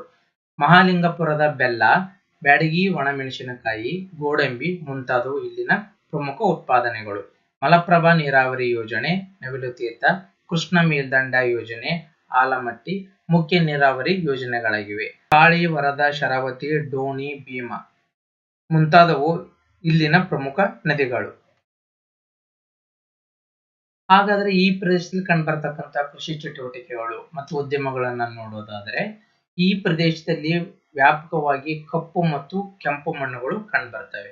ಯಾಕಪ್ಪ, ಇದು ಡೆಕ್ಕನ್ ಪ್ರಸ್ಥಭೂಮಿ ಆಗಿರೋದ್ರಿಂದ ಇಲ್ಲಿ ಜ್ವಾಲಾಮುಖಿಯಿಂದ ಇಲ್ಲಿನ ಭೂಪ್ರದೇಶ ನಿರ್ಮಾಣವಾಗಿರೋದ್ರಿಂದ ಇಲ್ಲಿ ನಾವು ಇಗ್ನಿಷಿಯಸ್ ರಾಕ್, ಹೌದಾ, ಇದರದ್ದು ಕಪ್ಪು ಮಣ್ಣನ್ನ ನಾವಿಲ್ಲಿ ಕಾಣ್ತೇವೆ. ಅದೇ ರೀತಿ ಇಲ್ಲಿ ನಾವು ಯಥೇಚ್ಛವಾಗಿ ಕೆಂಪು ಮಣ್ಣು, ಪ್ರಮುಖವಾಗಿ ಈ ಎರಡು ಮಣ್ಣುಗಳನ್ನ ನಾವಿಲ್ಲಿ ನೋಡಬಹುದು.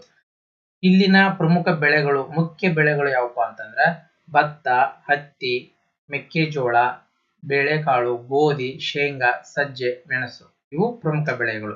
ಈಗ ಕಪ್ಪು ಮಣ್ಣು ಅಂತ ಬಂದಾಗ ಇಲ್ಲಿ ನಾವು ಹತ್ತಿ ಬೆಳೆಯನ್ನ ಪ್ರಮುಖವಾಗಿ ಕಾಣ್ತೀವಿ, ಹೌದಾ? ಇಲ್ಲಿ ಹಾಗಾದ್ರೆ ಪ್ರಮುಖವಾದ ಉತ್ಪಾದನೆಗಳು ಏನೇನಪ್ಪಾ ಅಂತಂದ್ರೆ ಮಹಾಲಿಂಗಪುರದಲ್ಲಿರ್ತಕ್ಕಂತಹ ಬೆಲ್ಲ ಫೇಮಸ್ ಇಲ್ಲಿ. ಅದೇ ರೀತಿ ಬ್ಯಾಡಗಿ ಮೆಣಸಿನಕಾಯಿ, ಇವೆರಡು ಇಲ್ಲಿ ತುಂಬಾ ಫೇಮಸ್ ಆಗಿರ್ತಕ್ಕಂತಹ ಉತ್ಪನ್ನಗಳಾಗಿರ್ತವೆ. ಆಮೇಲೆ ಇಲ್ಲಿನ ಜಿಲ್ಲೆಗಳ ವಿಶೇಷವಾಗಿ ನೋಡೋದಾದ್ರೆ ಈಗ ನಾವಿಲ್ಲಿ ನೋಡಿ ಇಳಕಲ್ ಸೀರೆ, ಹೌದಾ, ಆಮೇಲೆ ಗೋಕಾಕ್ನ ಕರದಂಟು,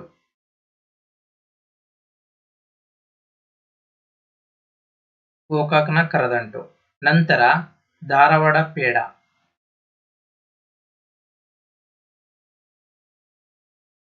ಆಮೇಲೆ ಬ್ಯಾಡಗಿ ಮೆಣಸಿನಕಾಯಿ,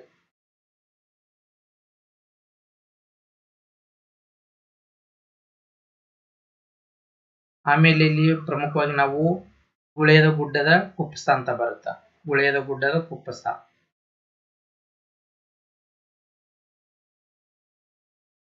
ಆಮೇಲೆ ಬಾಗಲಕೋಟೆಯ ಮುಧೋಳ್ ಇಲ್ಲಿನ ನಾಯಿಗಳು.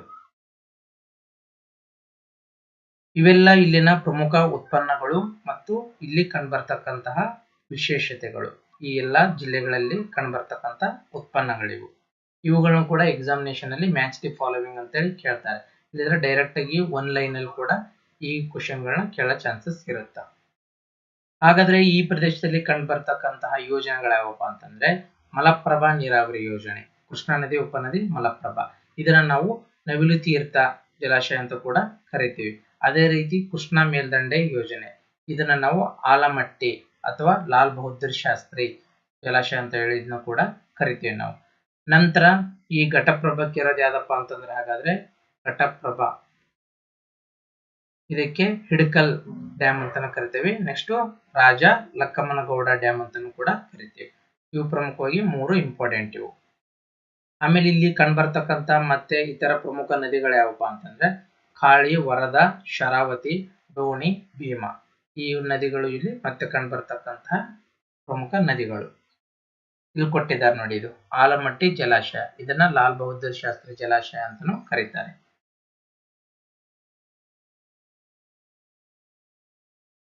ಮೀನುಗಾರಿಕೆಯು ಉತ್ತರ ಕನ್ನಡ ಜಿಲ್ಲೆಯಲ್ಲಿನ ಮುಖ್ಯ ಉದ್ಯೋಗವಾಗಿದೆ. ಅಲ್ಲಿ ಅನೇಕ ಮೀನು ಸಂಸ್ಕರಣಾ ಘಟಕಗಳಿವೆ. ಗೋಡಂಬಿ ಮತ್ತೊಂದು ಕೃಷಿ ಉತ್ಪನ್ನವಾಗಿದೆ.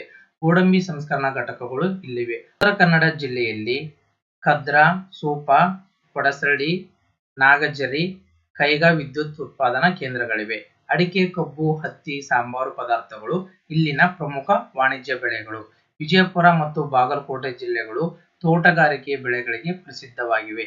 ಅಲ್ಲಿನ ಹವಾಮಾನ ಮತ್ತು ಮಣ್ಣಿನ ಗುಣ ಹಣ್ಣಿನ ಬೆಳೆಗಳಿಗೆ ಸೂಕ್ತವಾಗಿದೆ. ಈ ಜಿಲ್ಲೆಯಲ್ಲಿ ದ್ರಾಕ್ಷಿಯನ್ನು ಯಥೇಚ್ಛವಾಗಿ ಬೆಳೆಯಲಾಗುತ್ತದೆ. ದ್ರಾಕ್ಷಿ ಸಂಸ್ಕರಣಾ ಘಟಕಗಳು ಇಲ್ಲಿ ತಲೆ ಎತ್ತುತ್ತಿವೆ.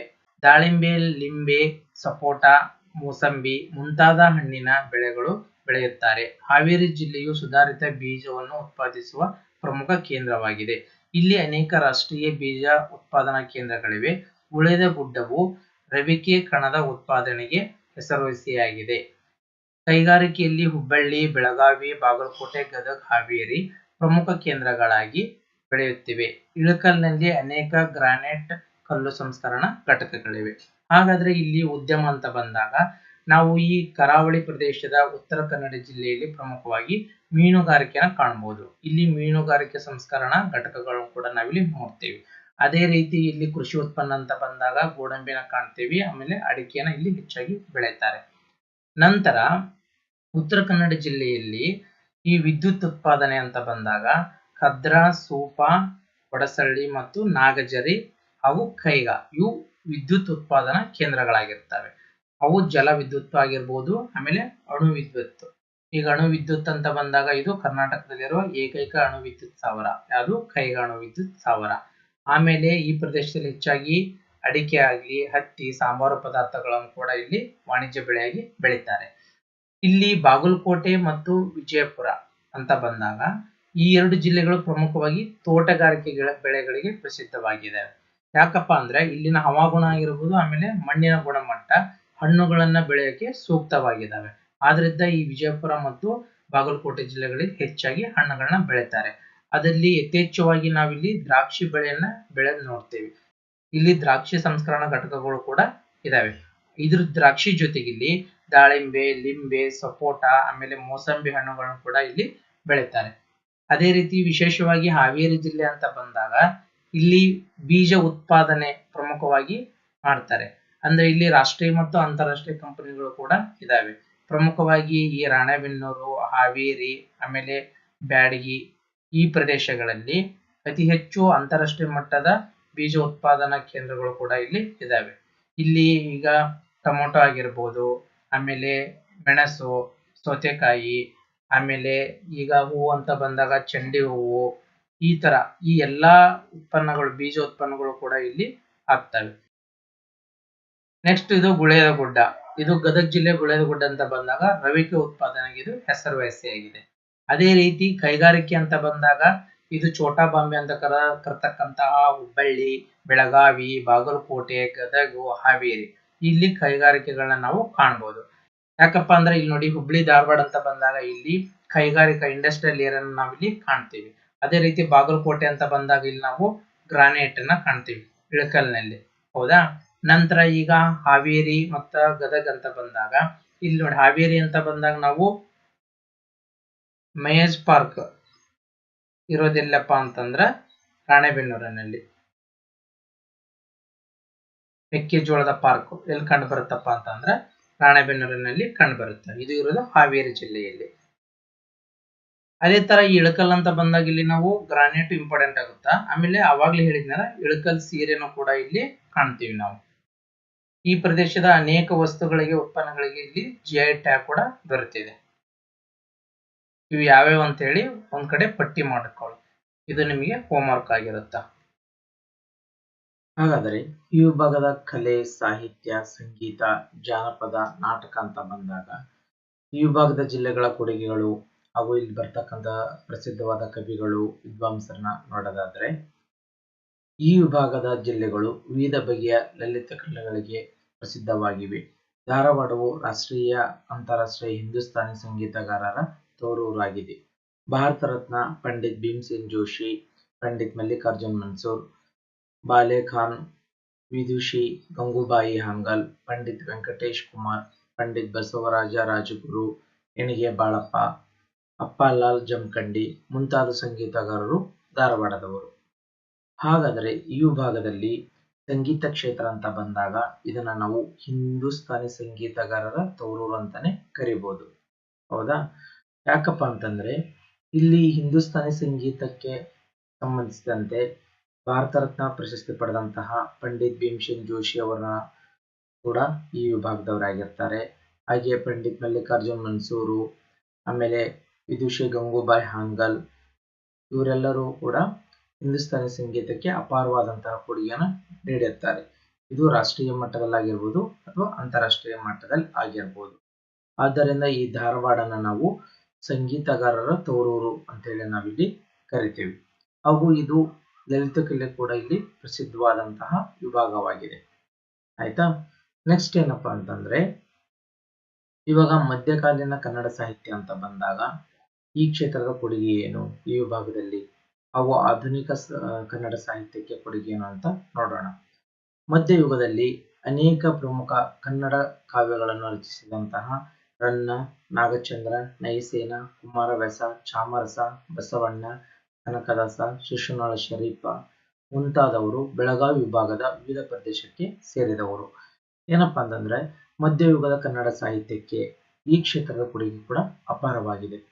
ಈ ಮಧ್ಯಯುಗದಲ್ಲಿ ಬರ್ತಕ್ಕಂತಹ ಪ್ರಮುಖ ಕವಿಗಳಾದಂತಹ ರನ್ನ, ನಾಗಚಂದ್ರ ಮತ್ತು ನಯಸೇನರು, ಆಮೇಲೆ ಕುಮಾರವ್ಯಾಸ, ಹೌದಾ. ಅದೇ ರೀತಿ ಈ ವಚನ ಚಳವಳಿ ಹಾಗೂ ದಾಸ ಸಾಹಿತ್ಯ ಅಂತ ಬಂದಾಗ ಬಸವಣ್ಣನವರು ಮತ್ತು ಕನಕದಾಸರು, ಶಿಶುನಾಳ ಶರೀಫರು, ಇವರು ತುಂಬಾ ಇಂಪಾರ್ಟೆಂಟ್. ಇವ್ರನ್ನ ನಾವು ಕರ್ನಾಟಕದ ಕಬೀರರು ಅಂತ ಹೇಳಿ ನಾವಿಲ್ಲಿ ಗುರುತಿಸ್ತೇವೆ, ಹೌದಾ. ಇವರು ತತ್ವ ಪದಗಳ ರೂವಾರಿಯಾಗಿದ್ರು. ಅಂದ್ರೆ ಈ ವಚನ ಸಾಹಿತ್ಯ ಹಾಗೂ ಈ ದಾಸ ಸಾಹಿತ್ಯಗಳ ಅರ್ಥ ಮಾಡಿಕೊಂಡು ತಮ್ಮದೇ ಆದಂತಹ ಸ್ವಂತ ಪದಗಳ ಮೂಲಕ ಜನರಲ್ಲಿ ಒಂದು ಅರಿವನ್ನು ಮೂಡಿಸೋದು. ಆದ್ರಿಂದ ಇವ್ರನ್ನ ಕರ್ನಾಟಕದ ಕಬೀರರು ಅಂತ ಹೇಳಿ ನಾವು ಕರಿತೀವಿ. ಕರ್ನಾಟಕದ ಕಬೀರ ಅಂತ ಯಾರನ್ನ ಕರಿತೀವಪ್ಪ ಅಂತಂದ್ರೆ ಶಿಶುನಾಳ ಶರೀಫರು. ಇದು ಇಂಪಾರ್ಟೆಂಟ್ ಪಾಯಿಂಟ್ ಆಗಿರುತ್ತೆ, ಹೌದಾ. ಹಾಗೆ ಮುಂದುವರೆದು ವಚನ ಪಿತಾಮಹ ಹೋಗು ಹಳಕಟ್ಟಿ, ಬೂಸನೂರು ಮಠ, ದಿನಕರ ದೇಸಾಯಿ, ಬಸವರಾಜ್ ಕಟ್ಟಿಮನಿ, MM ಕಲಬುರ್ಗಿ, ಆದ್ಯ ರಂಗಾಚಾರ್ಯ ಹಾಗೂ ಜ್ಞಾನಪೀಠ ಪುರಸ್ಕೃತರಾದಂತಹ ದ.ರಾ. ಬೇಂದ್ರೆ, ವಿಕ್ರು ಗೋಕಾಕ್, ಗಿರೀಶ್ ಕಾರ್ನಾಡ್ ಹಾಗೂ ಚಂದ್ರಶೇಖರ್ ಕಂಬಾರ್ ಮುಂತಾದವರು ಈ ವಿಭಾಗದವರಾಗಿದ್ದು ಆಧುನಿಕ ಯುಗದ ಕನ್ನಡ ಸಾಹಿತ್ಯವನ್ನು ಶ್ರೀಮಂತಗೊಳಿಸಿದ್ದಾರೆ. ಇಲ್ಲಿ ಇನ್ನೊಂದು ಏನಪ್ಪಾ ಅಂತಂದ್ರೆ ಈ ನಾವು ಧಾರವಾಡನ ನಾವು ಅನೇಕ ಕವಿಗಳ ತವರೂರು ಅಂತಾನೆ ಕರಿತೇವೆ. ಯಾಕಪ್ಪ ಅಂತಂದ್ರೆ ಈ ಧಾರವಾಡ ಜಿಲ್ಲೆಯಲ್ಲಿ ಅನೇಕ ಕವಿಗಳನ್ನ ನಾವು ಕಾಣ್ತೇವೆ. ಕವಿಗಳ ನಾಡು ಅಂತಾನೆ ಇಲ್ಲಿ ಪ್ರಸಿದ್ಧಿಯಾಗಿದೆ. ಇಲ್ಲಿ ವಚನ ಪಿತಾಮಹ ಅಂತ ನಾವು ಯಾರನ್ನ ಕರಿತೇವಪ್ಪ ಅಂತಂದ್ರೆ ಹೋಗು ಹಳಕಟ್ಟಿ, ಇವರನ್ನ ನಾವು ವಚನಗಳ ಪಿತಾಮಹ ಅಂತೇಳಿ ಕರಿತೇವೆ. ಈ ಕ್ವಶನ್ಸ್ ನ ಕೇಳ್ತಾರೆ ಎಕ್ಸಾಮ್ ಅಲ್ಲಿ. ನೆಕ್ಸ್ಟ್ ದಿನಕರ ದೇಸಾಯಿ, ಇವ್ರನ್ನ ನಾವು ಚುಟುಕುಗಳ ಬ್ರಹ್ಮ ಅಂತ ಕರಿತೇವೆ, ಹೌದಾ. ಚುಟುಕುಗಳ ಬ್ರಹ್ಮ ಅಂತ ಯಾರನ್ನ ಕರಿತೇವೆ ಅಂದ್ರೆ ದಿನಕರ ದೇಸಾಯಿ. ಇವೆರಡು ಕ್ವಶನ್ ಅಲ್ಲಿ ಇಂಪಾರ್ಟೆಂಟ್ ಆಗಿರ್ತವೆ. ನೆಕ್ಸ್ಟ್ ಬಸವರಾಜ್ ಕಟ್ಟಿಮನಿ, ಆಮೇಲೆ ಎಂ ಕಲಬುರ್ಗಿ, ಅವು ವಾದ್ಯರಂಗ ಅಂದ್ರೆ ಶ್ರೀರಂಗ ಅಂತೇಳಿ ಕಾವ್ಯನಾಮ ಇಟ್ಕೊಂಡು ಕಾವ್ಯ ರಚಿಸ್ತಾ ಇರ್ತಾರೆ. ಇವರೆಲ್ಲರೂ ಕೂಡ ಆಧುನಿಕ ಯುಗದ ಕನ್ನಡ ಸಾಹಿತ್ಯಕ್ಕೆ ತುಂಬಾ ಕೊಡುಗೆಗಳನ್ನು ನೀಡಿದ್ದಾರೆ. ಹಾಗೆ ಜ್ಞಾನಪೀಠ ಪ್ರಶಸ್ತಿ ಪಡೆದಂತಹ ಪ್ರಮುಖ 4 ಜನ ಕವಿಗಳು ಈ ವಿಭಾಗದವರೇ ಆಗಿರ್ತಾರೆ. ಉದಾಹರಣೆ ದ.ರಾ ಬೇಂದ್ರೆ ಆಗಿರ್ಬೋದು, ವಿಕ್ರು ಗೋಕಾಕು, ಗಿರೀಶ್ ಕಾರ್ನಾಡು ಹಾಗೂ ಚಂದ್ರಶೇಖರ್ ಕಂಬಾರ್.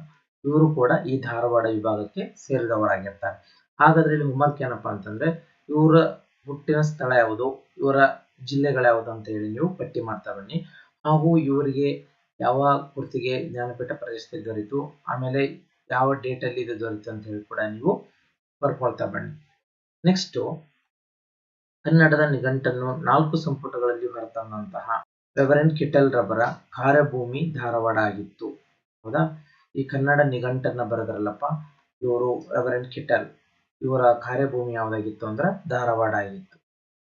ಇದು ಕೂಡ ಇಂಪಾರ್ಟೆಂಟ್ ಪಾಯಿಂಟ್ ನಿಮಗೆ. ರೆವರೆಂಡ್ ಕಿಟಲ್ ರವರು ಇವರು ಕನ್ನಡ ನಿಘಂಟನ್ನ ಬರೆದರು.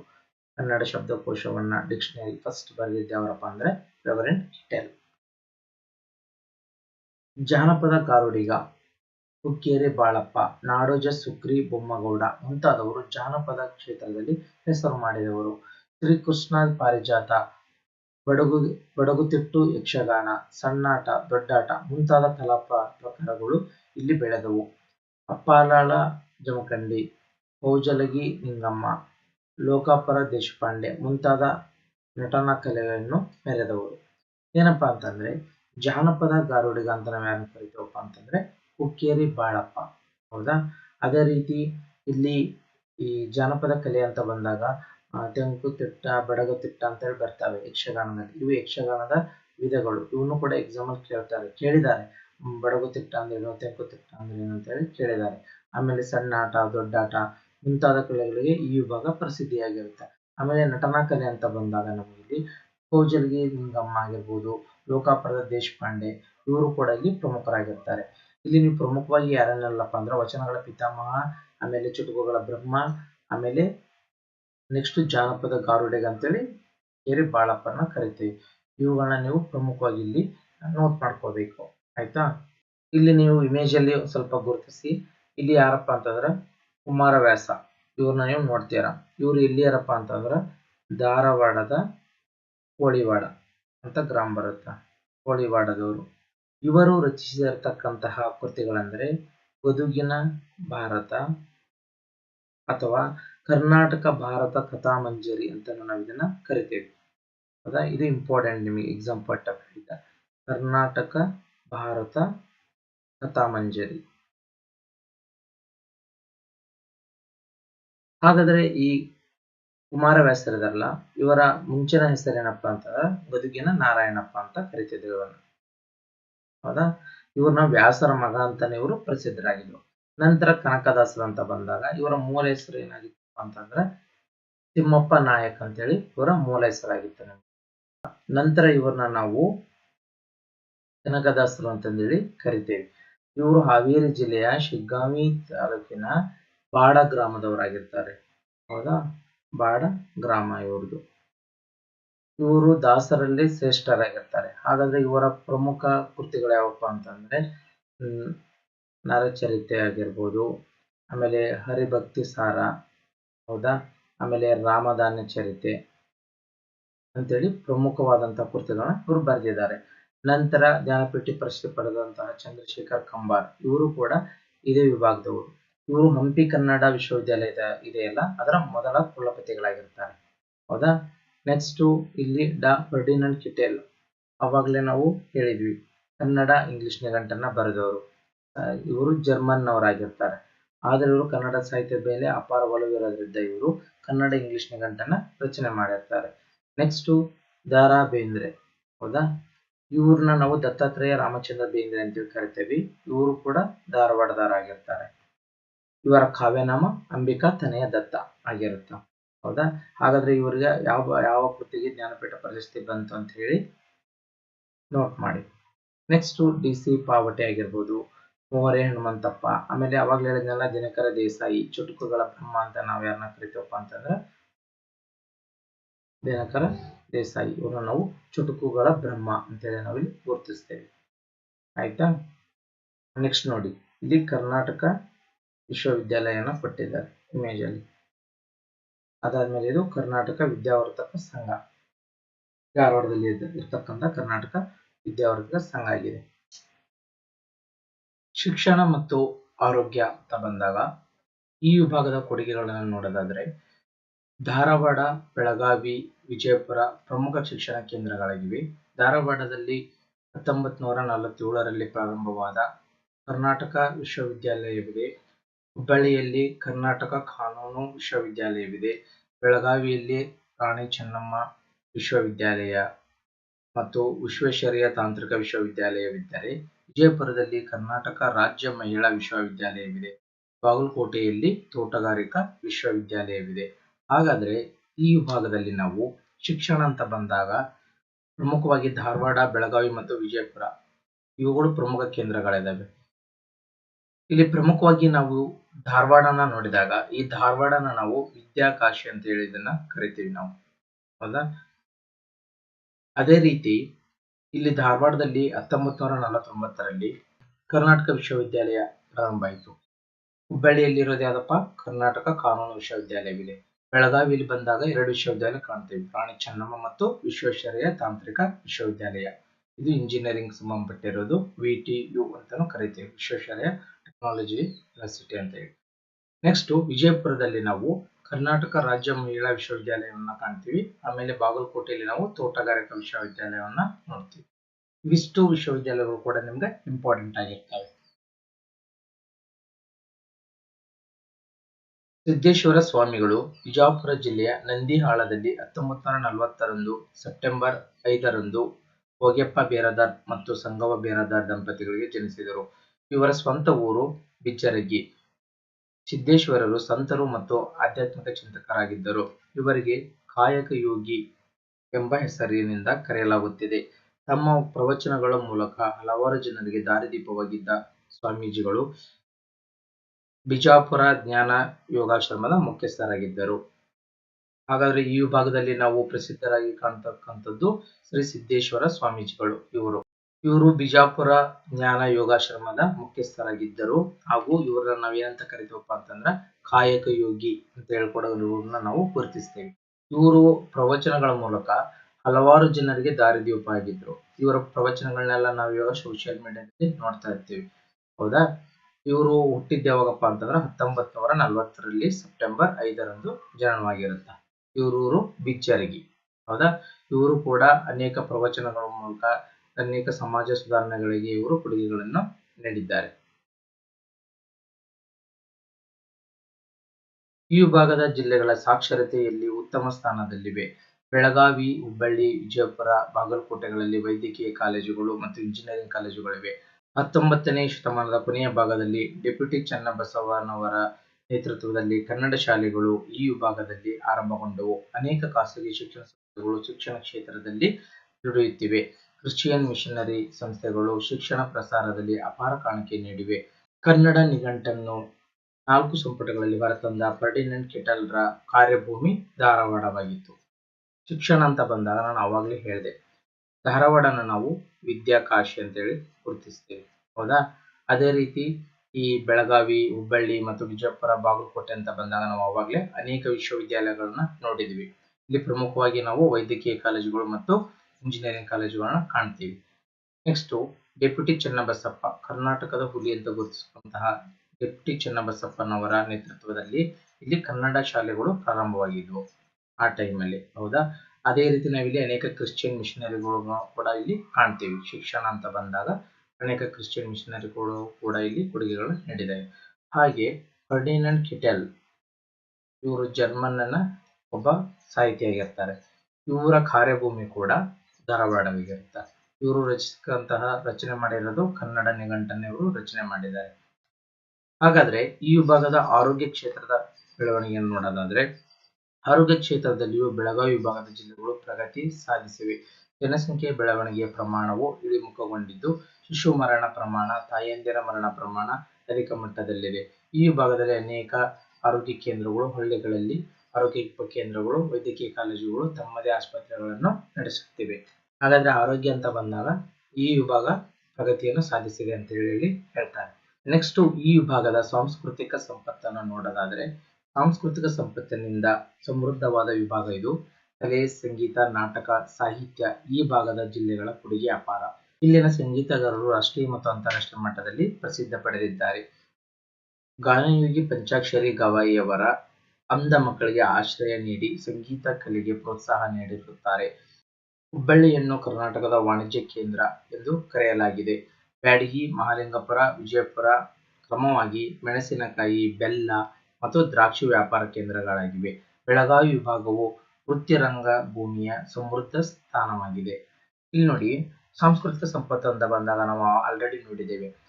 ಈ ವಿಭಾಗವನ್ನ ನಾವು ಪ್ರಮುಖವಾಗಿ ಇಲ್ಲಿ ಸಂಗೀತಗಾರರು, ಕವಿಗಳು, ಹೌದಾ, ವಿದ್ವಾಂಸರನ್ನ ನಾವಿಲ್ಲಿ ಗುರುತಿಸ್ತೀವಿ.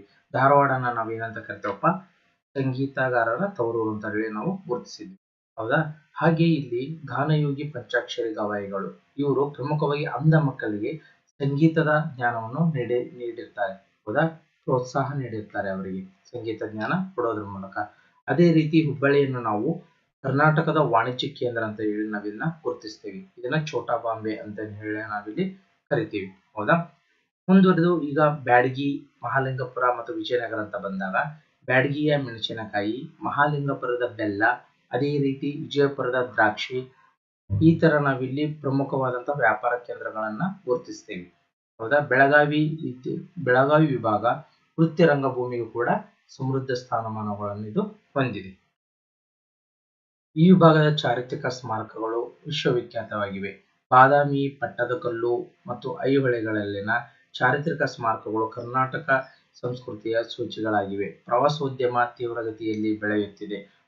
ಉತ್ತರ ಕನ್ನಡ ಜಿಲ್ಲೆಯ ಕಾರವಾರದ ಬಳಿಯ ರಕ್ಷಣಾ ಕ್ಷೇತ್ರದ ಪ್ರಮುಖ INS ಕದಂಬ ನೌಕಾನೆಲೆಯಾಗಿ ಬೆಳೆಯುತ್ತಿದೆ. ಈ ಜಿಲ್ಲೆಯ ದಟ್ಟ ಅರಣ್ಯ ಪ್ರದೇಶವು ಅನೇಕ ವನ್ಯಮೃಗ ಜೀವಿಗಳಿಗೆ ವಾಸಸ್ಥಾನವಾಗಿದೆ.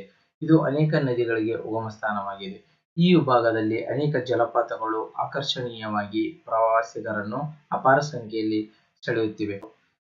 ಸಮುದ್ರ ದಂಡೆಯಲ್ಲಿ ಬೀಚ್ಗಳು ಮತ್ತೊಂದು ಪ್ರವಾಸಿ ತಾಣವಾಗಿವೆ. ಇಲ್ಲಿ ಚಾರಿತ್ರಿಕ ಸ್ಮಾರಕಗಳು ಅಂತ ನೋಡಿದಾಗ ನಾವಿಲ್ಲಿ ಬಾದಾಮಿ ಆಗಿರ್ಬೋದು, ಪಟ್ಟದಕಲ್ಲು ಮತ್ತು ಐಹೊಳೆ ಇವುಗಳನ್ನ ನಾವು ಚಾರಿತ್ರಿಕ ಸ್ಮಾರಕಗಳು ಅಂತೇಳಿ ನಾವಿಲ್ಲಿ ಗುರುತಿಸ್ತೇವೆ. ಈಗ ಪಟ್ಟದಕಲ್ಲನ್ನು ನಾವು ಯುನೆಸ್ಕೋ ವರ್ಲ್ಡ್ ಹೆರಿಟೇಜ್ ಸೈಟ್ ಆ ಲಿಸ್ಟ್ಗೆ ಇದು ಸೇರ್ಪಡೆ ಆಗಿದೆ. ಆವಾಗಲೇ ನಾವು ಬಾದಾಮಿ ಮತ್ತೆ ಪಟ್ಟದಕಲ್ಲು, ಐಹೊಳೆಗಳ ಬಗ್ಗೆ ನಾವು ನೋಡಿದ್ವಿ. ಅದೇ ರೀತಿ ಈಗ ಉತ್ತರ ಕನ್ನಡ ಜಿಲ್ಲೆ ಅಂತ ಬಂದಾಗ ಅಲ್ಲಿನ ಕಾರವಾರದ ಬಳಿಯಲ್ಲಿ ಏನಿದೆಪ್ಪ, INS ಕದಂಬ ನೌಕಾನೆಲೆಯನ್ನು ನಾವಿಲ್ಲಿ ಕಾಣ್ತೀವಿ. ಇದನ್ನ ಎಕ್ಸಾಮಿನೇಷನ್ ಅಲ್ಲಿ ಕೇಳಿದ್ದಾರೆ ತುಂಬಾ ಸಾರಿ, ಈ ಪಾಯಿಂಟ್ ಅನ್ನು ನೋಟ್ ಮಾಡ್ಕೊಳ್ಳಿ. ನೆಕ್ಸ್ಟ್ ಈ ಉತ್ತರ ಕನ್ನಡ ಜಿಲ್ಲೆ ಇದೆ ಅಲ್ಲ, ಇದು ಅಧಿಕ ಅರಣ್ಯ ಪ್ರದೇಶವನ್ನು ಹೊಂದಿರತಕ್ಕಂತಹ ಜಿಲ್ಲೆಯಾಗಿದೆ ಕರ್ನಾಟಕದಲ್ಲಿ. ಆದ್ದರಿಂದ ಇಲ್ಲಿ ಅನೇಕ ನದಿಗಳ ಉಗಮ ಕೂಡ ಆಗುತ್ತಾ. ಅದೇ ರೀತಿ ಈ ಪ್ರದೇಶ ಅಂತ ಬಂದಾಗ, ನದಿಗಳ ಉಗಮ ಅಂತ ಬಂದಾಗ ಇದು ಡೆಕ್ಕನ್ ಪ್ರಸ್ಥಭೂಮಿಯ ವಿಭಾಗಕ್ಕೆ ಸೇರ್ಪಡೆ ಆಗಿರೋದ್ರಿಂದ ಇಲ್ಲಿ ನಾವು ಜಲಪಾತಗಳನ್ನು ಕಾಣ್ತೀವಿ. ಅದೇ ರೀತಿ ವೆಸ್ಟರ್ನ್ ಘಾಟ್ಸ್ ಇರೋದ್ರಿಂದ ಇಲ್ಲಿ ನಾವು ಅಧಿಕ ಪ್ರಮಾಣದಲ್ಲಿ ಕೂಡ ನಿತ್ಯ ಹರಿದ್ವರ್ಣ ಕಾಡುಗಳನ್ನು ಕಾಣ್ತೀವಿ. ಆಮೇಲೆ ಇದು ಕೋಸ್ಟಲ್ ಡಿಸ್ಟ್ರಿಕ್ಟ್ ಆಗಿರೋದ್ರಿಂದ ಇಲ್ಲಿ ನಾವು ಅನೇಕ ಬೀಚ್ಗಳು ಹಾಗೂ ಪ್ರವಾಸಿ ತಾಣಗಳನ್ನು ಕೂಡ ನಾವಿಲ್ಲಿ ಗುರುತಿಸಬಹುದು. ಹಾಗಾದ್ರೆ ಈ ವಿಭಾಗದಲ್ಲಿ ಸ್ವಾತಂತ್ರ್ಯ ಹೋರಾಟಗಾರರು ಯಾರ್ಯಾರೆಲ್ಲ ಬರ್ತಾರೆ, ಸ್ವಾತಂತ್ರ್ಯ ಹೋರಾಟಕ್ಕೆ ಅವರ ಕೊಡುಗೆಗಳು ಏನಾಗಿದ್ವು ಅಂತ ನೋಡೋದಾದ್ರೆ, ಇವರು ಪಾಟೀಲ್ ಪುಟ್ಟಪ್ಪ, ಇವರು ಪಿಕ್ಚರ್ ಕೊಟ್ಟಿದ್ದಾರೆ. ಅದೇ ರೀತಿ ಗು ಹಳಕಟ್ಟಿ, ವಚನಗಳ ಪಿತಾಮಹ ಅಂತ ನಾವೇನೋ ಕರಿತೇವಲ್ಲ, ಅವ್ರ ಪಿಕ್ಚರ್ ಇಲ್ಲಿ ಕೊಟ್ಟಿದ್ದಾರೆ. ಬೆಳಗಾವಿ ವಿಭಾಗದ ಕಿತ್ತೂರಿನಲ್ಲಿ 19ನೇ ಶತಮಾನದಲ್ಲಿಯೇ ಬ್ರಿಟಿಷರ ವಿರುದ್ಧ ಸಂಗ್ರಾಮ ಆರಂಭವಾಯಿತು. ಸ್ವಾತಂತ್ರ್ಯಕ್ಕಾಗಿ ಮೈಲಾರ ಮಹದೇವಪ್ಪ ತಮ್ಮ ಪ್ರಾಣವನ್ನು ಬಲಿ ನೀಡಿದರು. ಸ್ವಾತಂತ್ರ್ಯ ಹೋರಾಟ ಬೆಳಗಾವಿ ವಿಭಾಗದ ಜಿಲ್ಲೆಗಳ ಪಾತ್ರ ಹಿರಿಯದಾಗಿದೆ. ಈ ವಿಭಾಗದ ಸಾವಿರಾರು ಜನರು ಸ್ವಾತಂತ್ರ್ಯ ಹೋರಾಟದಲ್ಲಿ ಭಾಗವಹಿಸಿ ಸೆರೆಮನೆ ಶಿಕ್ಷೆ ಅನುಭವಿಸಿದ್ದಾರೆ. ಸ್ವಾತಂತ್ರ್ಯ ಹೋರಾಟದಲ್ಲಿ ಭಾಗವಹಿಸಿದವರಲ್ಲಿ ಪ್ರಮುಖರು ಸಿದ್ದಪ್ಪ ಕಂಬಳಿ, ಆಲೂರು ವೆಂಕಟರಾವ್, ನಾಸು ಹರ್ಡೇಕರ್ ಮಂಜಪ್ಪ, ಗಂಗಾಧರರಾವ್ ದೇಶಪಾಂಡೆ. ಮೊತ್ತ ಮೊದಲ ಕನ್ನಡಾಂಬೆಯ ಚಿತ್ರಪಟವನ್ನು ರಚಿಸಿದಂತಹ ದೊಡ್ಡಮೇಟಿ ಅಂದಾನೆಪ್ಪನವರು, ಮೊನವಳ್ಳಿ ವಕೀಲರ ನೇತೃತ್ವದಲ್ಲಿ ನಡೆದ ರಾಮದುರ್ಗ ಸಂಸ್ಥಾನ ವಿಮೋಚನಾ ಹೋರಾಟದಲ್ಲಿ 8 ಜನ ಗಲ್ಲಿಗೇರಿದರು. R. ದಿವಾಕರ್, ನಾಡೋಜ ಪಾಟೀಲ್ ಪುಟ್ಟಪ್ಪ ಮುಂತಾದವರು. ಇವರೆಲ್ಲರೂ ಸ್ವಾತಂತ್ರ್ಯ ಹೋರಾಟದ ಜೊತೆಗೆ ಕರ್ನಾಟಕ ಏಕೀಕರಣಕ್ಕೂ ಹೋರಾಟ ನಡೆಸಿದರು. ಈ ಹೋರಾಟಗಳ ಜೊತೆಗೆ ಏಕೀಕರಣದ ಜೊತೆಯಲ್ಲಿಯೇ ಅನೇಕ ಸಮಾಜ ಸುಧಾರಣೆಗಳಲ್ಲಿ ತೊಡಗಿದ್ದರು. ರಾ.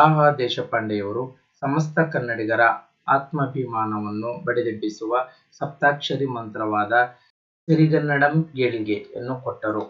ವಚನ ಸಾಹಿತ್ಯದ ಪಿತಾಮಹ ಎಂದು ಬಿರುದಿಗೆ ಪಾತ್ರರಾಗಿದ್ದ ಡಾ. ಪ. ಗೋ. ಹಳಕಟ್ಟಿ ಅವರು ಪತ್ರಿಕೋದ್ಯಮದಲ್ಲಿಯೂ ಕೆಲಸ ಮಾಡಿದರು. ಮೊಹರೆ ಹನುಮಂತರಾಯರು, ಪಾಟೀಲ್ ಪುಟ್ಟಪ್ಪ ಮುಂತಾದವರು ಸ್ವಾತಂತ್ರ್ಯ ಹೋರಾಟಕ್ಕೆ ಪತ್ರಿಕೆಗಳ ಮೂಲಕ ಜನರಿಗೆ ಪ್ರೇರಣೆ ನೀಡಿದರು. ಹಾಗಾದರೆ ಈ ವಿಭಾಗದಲ್ಲಿ ಸ್ವಾತಂತ್ರ್ಯ ಹೋರಾಟ ಅಂತ ಬಂದಾಗ ನಾವು ಯಥೇಚ್ಛವಾಗಿ ಅನೇಕ ಪ್ರಮುಖರ ಕೊಡುಗೆಯನ್ನು ನಾವಿಲ್ಲಿ ಕಾಣ್ತೀವಿ. ಹೌದಾ?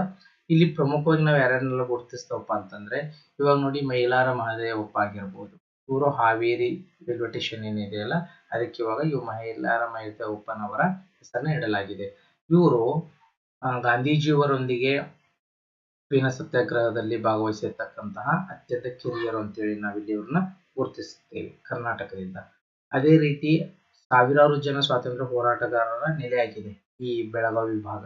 ಆಮೇಲೆ ಇಲ್ಲಿ ಸ್ವಾತಂತ್ರ್ಯ ಹೋರಾಟಗಾರರು ಅಂತ ಬಂದ ಪ್ರಮುಖವಾಗಿ ನಾವಿಲ್ಲಿ ಸಿದ್ದಪ್ಪ ಕಂಬಳಿ, ಆಲೂರು ವೆಂಕಟರಾವು, ಹೌದಾ, ಹರ್ಡೇಕರ್ ಮಂಜಪ್ಪ, ಗಂಗಾಧರರಾವ್ ದೇಶಪಾಂಡೆ. ಅದೇ ರೀತಿ ನಾವು ಇಲ್ಲಿ ಈ ಕ್ಷೇತ್ರದಲ್ಲಿ ಆ ಟೈಮಲ್ಲಿ ಕರ್ನಾಟಕ ಏಕೀಕರಣ ಚಳುವಳಿ ಕೂಡ ಅಧಿಕ ಪ್ರಮಾಣದಲ್ಲಿ ಇಲ್ಲಿನ ಜನರು ಭಾಗವಹಿಸಿದ್ರು. ಆ ಟೈಮಲ್ಲಿ 1924ರಲ್ಲಿ INC ಇಂಡಿಯನ್ ನ್ಯಾಷನಲ್ ಕಾಂಗ್ರೆಸ್ನ ಗಾಂಧೀಜಿಯವರು ಅಧ್ಯಕ್ಷತೆಯನ್ನು ವಹಿಸಿದಂತಹ ಏಕಮಾತ್ರ ಸೆಷನ್ ಆಗಿರುತ್ತೆ ಇದು. ಹೌದಾ? 1924ರಲ್ಲಿ ಈ ಟೈಮಲ್ಲೇನೆ ಅನೇಕ ಕರ್ನಾಟಕ ಏಕೀಕರಣ ಚಳುವಳಿ ಕೂಡ ಆದವು. ಇವಾಗ ಇದು ಈ 2024ಗೆ 100 years ಆಯಿತು. ಅದನ್ನು ಕೂಡ ನಮ್ಮ ಸರ್ಕಾರ ಇತ್ತೀಚೆಗೆ ಅಲ್ಲಿ ಸಮಾರಂಭವನ್ನು ಏರ್ಪಡಿಸಿತ್ತು. ಅದೇ ರೀತಿ ಇದು ಇಂಪಾರ್ಟೆಂಟ್ ಪಾಯಿಂಟ್. ರಾ. ದೇಶಪಾಂಡೆರವರು ಇವರು ಈಗ ನಾವು ಅನೇಕ ಬಾರಿ ಘೋಷವಾಕ್ಯ ಯೂಸ್ ಮಾಡ್ತೀವಲ್ಲಪ್ಪ, ಸಿರಿಗನ್ನಡಂ ಗೆಲ್ಗೆ ಅಂತೇಳಿ, ಇದನ್ನು ಕೊಟ್ಟವ್ರು ಯಾರಪ್ಪ ಅಂತಂದ್ರೆ ರಾ. ದೇಶಪಾಂಡೆ ಅವರು. ಅದೇ ರೀತಿ ನಮಗೆ ಡಾ. ಪ್ರಭು ಹಳಕಟ್ಟಿ ಇವರಿದ್ದಾರಲ್ಲ, ಇವ್ರನ್ನ ನಾವು ವಚನಗಳ ಪಿತಾಮಹ ಅಂತೇಳಿ ನಾವಿಲ್ಲಿ ಗುರುತಿಸ್ತೀವಿ. ಇದಿಷ್ಟು ಕೂಡ ಈ ವಿಭಾಗದಲ್ಲಿ ಬರ್ತಕ್ಕಂತಹ ಸ್ವಾತಂತ್ರ್ಯ ಹೋರಾಟಗಾರರ ಕೊಡುಗೆ.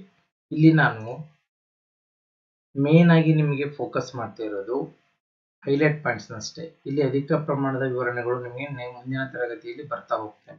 ಇಲ್ಲಿ ನಾನು ಜಸ್ಟ್ ನಿಮಗೆ 6th ಇಂದ 10th ವರೆಗೂ ಸೋಷಿಯಲ್ ಸೈನ್ಸ್ ಅಂತ ಬಂದಾಗ ಪರಿಚಯ ಮಾಡ್ಕೊಡ್ತಾ ಇದ್ದೀನಿ. ಇಲ್ಲಿ ಏನೆಲ್ಲ ಟಾಪಿಕ್ಸ್ ಬರ್ತವೆ, ಇಲ್ಲಿ ಯಾರೆಲ್ಲ ಹೆಸರುಗಳನ್ನ ನೀವು ಕೇಳ್ತೀರಾ ಅಂತ ಹೇಳಿ. ಅಧ್ಯಾಯ 3 ಮುಕ್ತಾಯವಾಗುತ್ತಾ. ನೆಕ್ಸ್ಟ್ ನಾವು ಜಾಗ್ರಫಿ ಏನಿದೆ 6th ಅಲ್ಲಿ ಅಂತ ಹೇಳಿ ನೋಡೋಣ. ಯಾಕಪ್ಪ ಅಂತಂದ್ರೆ ಇವಾಗ ಹಿಸ್ಟ್ರಿನ ಕಂಟಿನ್ಯೂಯಸ್ ನಾವು ಇವಾಗ 1 week 2 week ಅಂತ ಮಾಡ್ತಾ ಇದೀವಿ. ಹೌದಾ? ಇಲ್ಲಿ ಯಾವುದು ಬೋರ್ ಆಗಬಾರ್ದು. ಆದ್ರಿಂದ ನಾವು ಇವಾಗ ಸ್ವಲ್ಪ ಜಾಗ್ರಫಿನೂ ಕೂಡ ಇವಾಗ ಸ್ಟಾರ್ಟ್ ಮಾಡ್ತಾ ಹೋಗೋಣ ಪ್ಯಾರಲಲ್ ಆಗಿ. ಆಮೇಲೆ ನೆಕ್ಸ್ಟ್ ಏನ್ ಮಾಡ್ತೀನಪ್ಪ ಅಂತಂದ್ರೆ, ಇಲ್ಲಿ ಏನ್ ಇವಾಗ ಎಕ್ಸಾಂಪಲ್ ಹೇಳ್ತೀನಿ ನೋಡಿ. ಈಗ ಇತಿಹಾಸ ಅಂತ ಬಂದಾಗ 6ನೇ ಕ್ಲಾಸ್ ಅಲ್ಲಿ ನಿಮಗೆ ಬುದ್ಧಿಸಂ ಬಗ್ಗೆ ಅಥವಾ ಜೈನಿಸಂ ಬಗ್ಗೆ ಓದಿರ್ತೀರ. ಹೌದಾ? ನೆಕ್ಸ್ಟ್ ನಿಮಗೆ ಇದು ಕಂಟಿನ್ಯೂಟಿ ನಿಮಗೆ 8th ಅಲ್ಲಿ ಇರುತ್ತಾ ಅಥವಾ 9th ಅಲ್ಲಿ ಇರುತ್ತಾ.